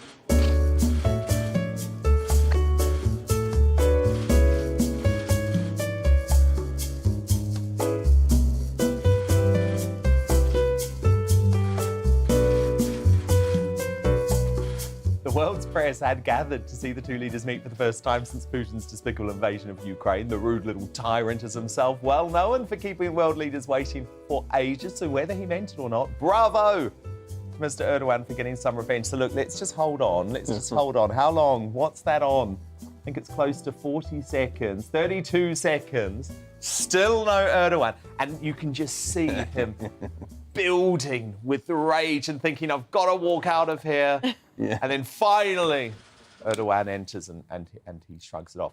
But from one calamitous leader to another now, President Biden has made what appeared to be a stunningly casual personal health announcement while delivering a speech about global warming in Baltimore. I sincerely hope this is just another one of his trademark gaffes. First frost, you know what was happening. You had to put on your windshield wipers to get literally the oil slick off the window. That's why I and so damn many other people I grew up have cancer. Now, the White House was quick to clarify that he was referring to skin cancer treatment that he had before taking office last year. But Amanda Patel, that's very concerning because he spoke in the present tense, have cancer. I know. Look, what can you say about this guy? You know, he obviously had forgotten his auto cue. Or remember the other day you ran that great clip where he read the bit that he wasn't supposed to read. Yeah. He said, pause here, repeat Have you ever done that, Dan? Never. Well, probably have. I did once. And it said, look down, look serious, look up and smile. I read the whole thing out live on I can assure you, I don't have those problems. But look, in all seriousness, I mean... If he's got skin cancer, it's... Well, they're saying depends it's skin whether cancer it's a treatment melanoma from before or... he entered. But there's a pattern here of him missaying, or falling off a bike, we know that, of saying the wrong thing. I mean, does he really want to fight the next election? Worrying, Ashley, isn't it? It's worrying. It's very worrying that he was the best person that they could come up with, and it scares me. Well, we know how the Americans feel now. Ashley James, Christopher, Amanda Patel, do stand by. Who's coming up, the crowning moment of the show, as I revealed today's greatest Britain and Union jackass, but next tonight cancelled after originally backing Kemi Baden on what does Rod Liddle now make of the battle between Sunak and Truss, and whether either of them have a hope of winning in the critical red wall seats. His verdict in just moments after we take a quick look at what's coming up in a big show tomorrow night. Coming up on Dan Wootton tonight, the acclaimed biographer Tom Bower joins me to discuss his brand new and explosive book on Prince Harry and Meghan Markle. Tune in to hear bombshell revelations from the man who's pledged not to be silenced by the Sussexes. And as the BBC spend an entire week trying to convince people to get the vaccine in their new documentary, I'll speak to two of the participants who say they've been misrepresented and manipulated by the show's bosses. Plus, political masterminds will give their verdict on the Sunak versus Truss battle for number 10, and I'll round up the headlines of the day with my superstar panel. Broadcaster and loose women's star Carol McGiffin, former Tory London mayoral candidate Sean Bailey, and the author and journalist Amy Nicol. That's Dan Wootton tonight, Monday to Thursday from 9 p.m. till 11 p.m. on GB News. But it's time now for Uncancelled. And this is where Britain's top commentators speak out on controversial issues without the fear of the cancel culture sweeping the rest of the media. Now, Rod Liddell originally backed Kemi Badenoch for PM. So what does he make of the final showdown between Rishi and Truss and how they'll fare in the red wall? Rod, what's your verdict? Bit depressing, old chum. I think that the Tory party has been busy writing its own death certificate for the last week and a half. I think that the combination of let's count our blessings first. That Penny Mordaunt didn't get through. I mean, I think that's very important. I think it's always good if you're called the Conservative Party to have someone who's kind of a Conservative somewhere at the top of it. But we're left with Liz and Rishi, and it seems almost certain, judging from the opinion polls, that we'll be left with Liz. Now, there are some good things about her, and I don't want to judge her too harshly yet, but she is, I think, a catastrophic public speaker. I don't think she carries a room. I don't think she carries much weight when she actually speaks. I don't think she's terribly good in the chamber. I think that Penny Mordaunt, Kemi Badenoch, Rishi Sunak, certainly Tom Tugendhat were all a lot better. I think what's happened is that this process has been done far too quickly. I agree. Do you not agree, Dan? No, I completely agree. Because the thing is, it meant that someone like Kemi didn't have the chance to properly emerge. It was stacked in favour of the establishment candidates. I think it was far too short. And they were just doing it because they wanted to go off on holiday, which is just ridiculous.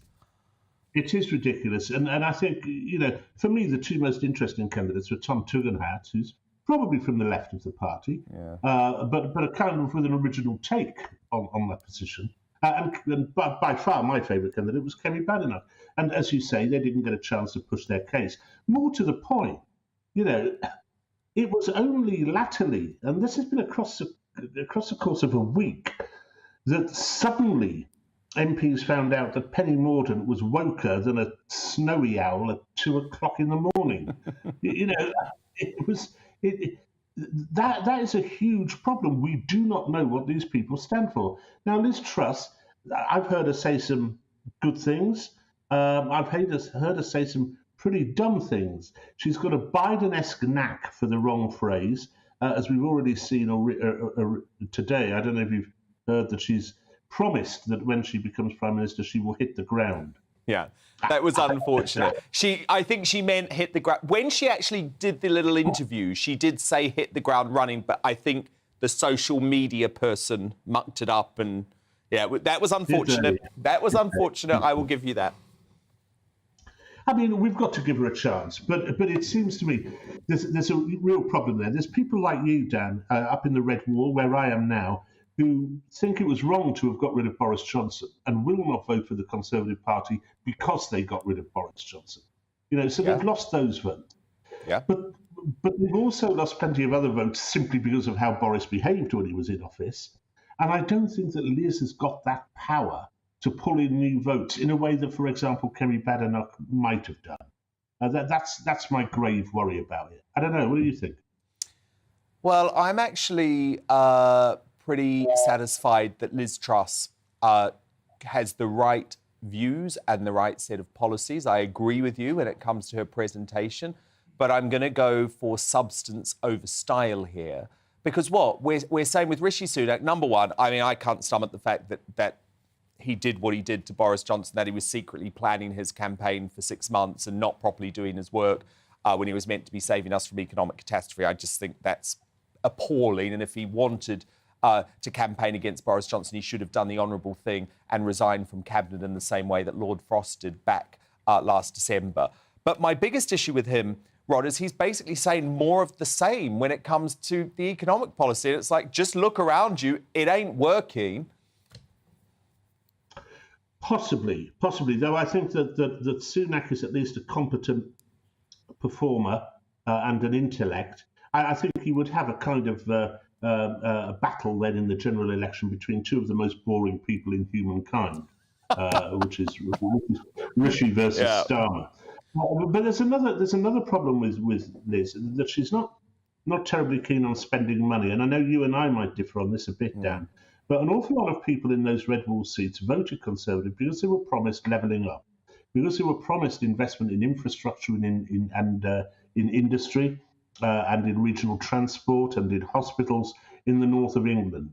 And some of that's already happened. You know, we've got free ports at my own Gaffin Teesside, which has provided a lot of jobs, but we were expecting a lot more than that.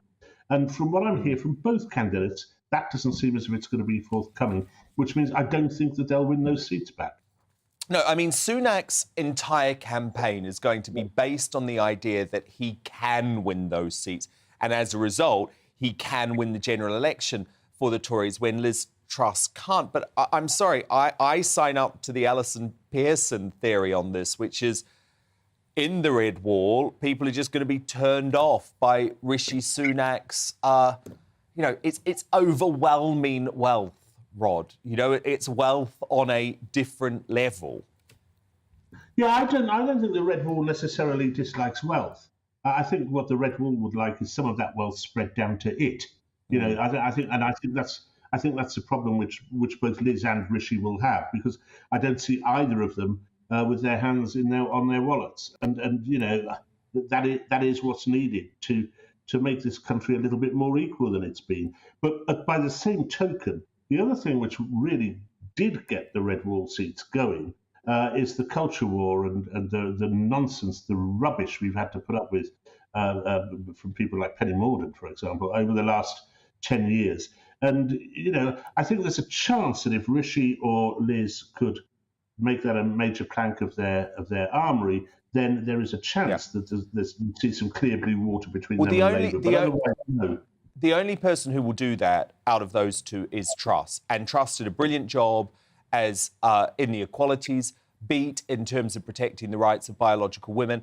And I played the clip earlier, Rod. I don't know if you remember it, but when Sunak was asked by Julia Hartley-Brewer to define what a woman was, he refused. So I actually believe that with Sunak, we actually have someone a bit like Mordaunt who is woke. He doesn't want to tackle the culture war. I think less so than Mordaunt. I think all of these spineless, gutless tossers are abiding by shibboleths which they know are incorrect and which they find themselves ludicrous, but they are too spineless to say anything about them. So it's to Liz Truss's credit that she has. And it was obviously to Kemi Badenoch's immense credit that she made it an important part of her platform. Well, she's got to get a major role in the next administration, right? Whoever's prime minister, yeah. She's got to have one of those major offices of state. Yes, I think so, and I think Tughan Hatt as well. I mean, I think he was very impressive. It was good to hear someone with a degree of intellect and a few fresh ideas. And I also tend to agree with him. I think he was a former soldier on the approach to Russia as well, and a certain hypocrisy which we've had towards Russia. So I think he was an original thinker and a good thing to hear. The rest of them, I think Mordaunt was catastrophic, even though she's clearly competent at the dispatch box. And Nadeem again was a victim of people thinking he had too much money, you know. Yeah, I like Braverman as well. I think Braverman would be good in the next cabinet, a bigger role as well, because she hasn't really been able to spread her wings as Attorney General. But Fascinating analysis, Rod. I know we're going to keep on this over the next 6 weeks, so we'll speak to you next week. Thank you so much. But it's time now to reveal today's greatest Britain Union jackass. My superstar panel, return Amanda Patel. Your greatest Britain, please. Today, it's got to be Boris Johnson. God, I'm going to miss him. I just don't know how they could have gotten rid of one of the greatest election winners. Should we have a little look? Should we have a little look at him? she's going to cry again. I'm going to try and... Hasta la vista, baby. Thank you.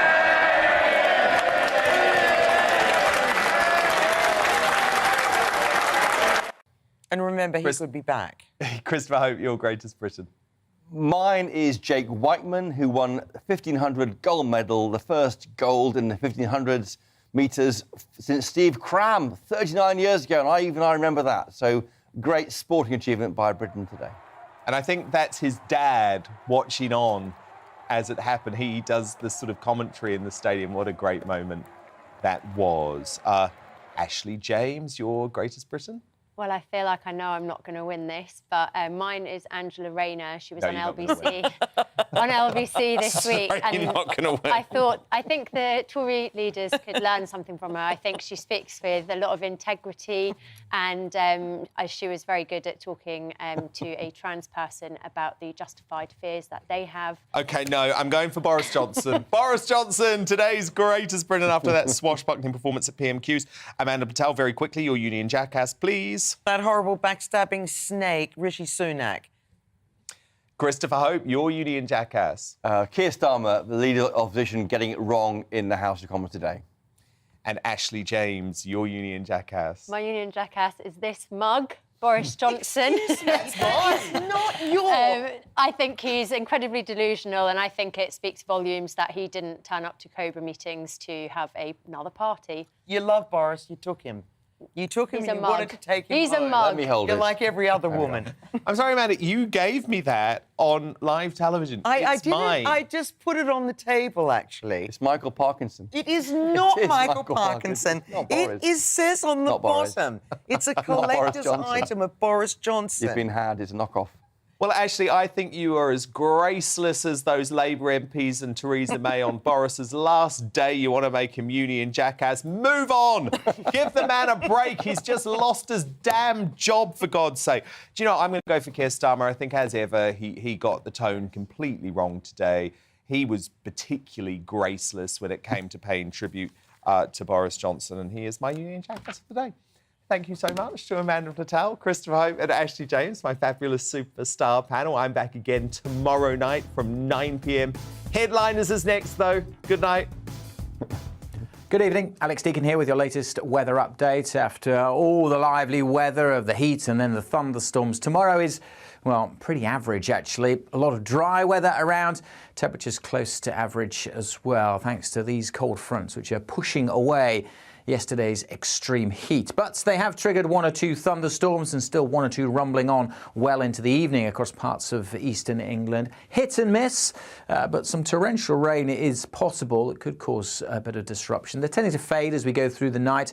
Certainly many western areas having a dry night and a relatively clear night across Wales, western Scotland, and a pretty comfortable night, certainly compared to earlier in the week. Temperatures, some towns and cities staying in the teens, but generally, as I said, a much more comfortable night.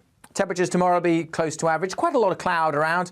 And we will see maybe one or two showers over the Midlands, particularly late in the day, northwest England, maybe southwest Scotland. But for most places, it's going to be dry and bright, and we'll see some sunshine coming through West Wales, southwest England, northern Scotland.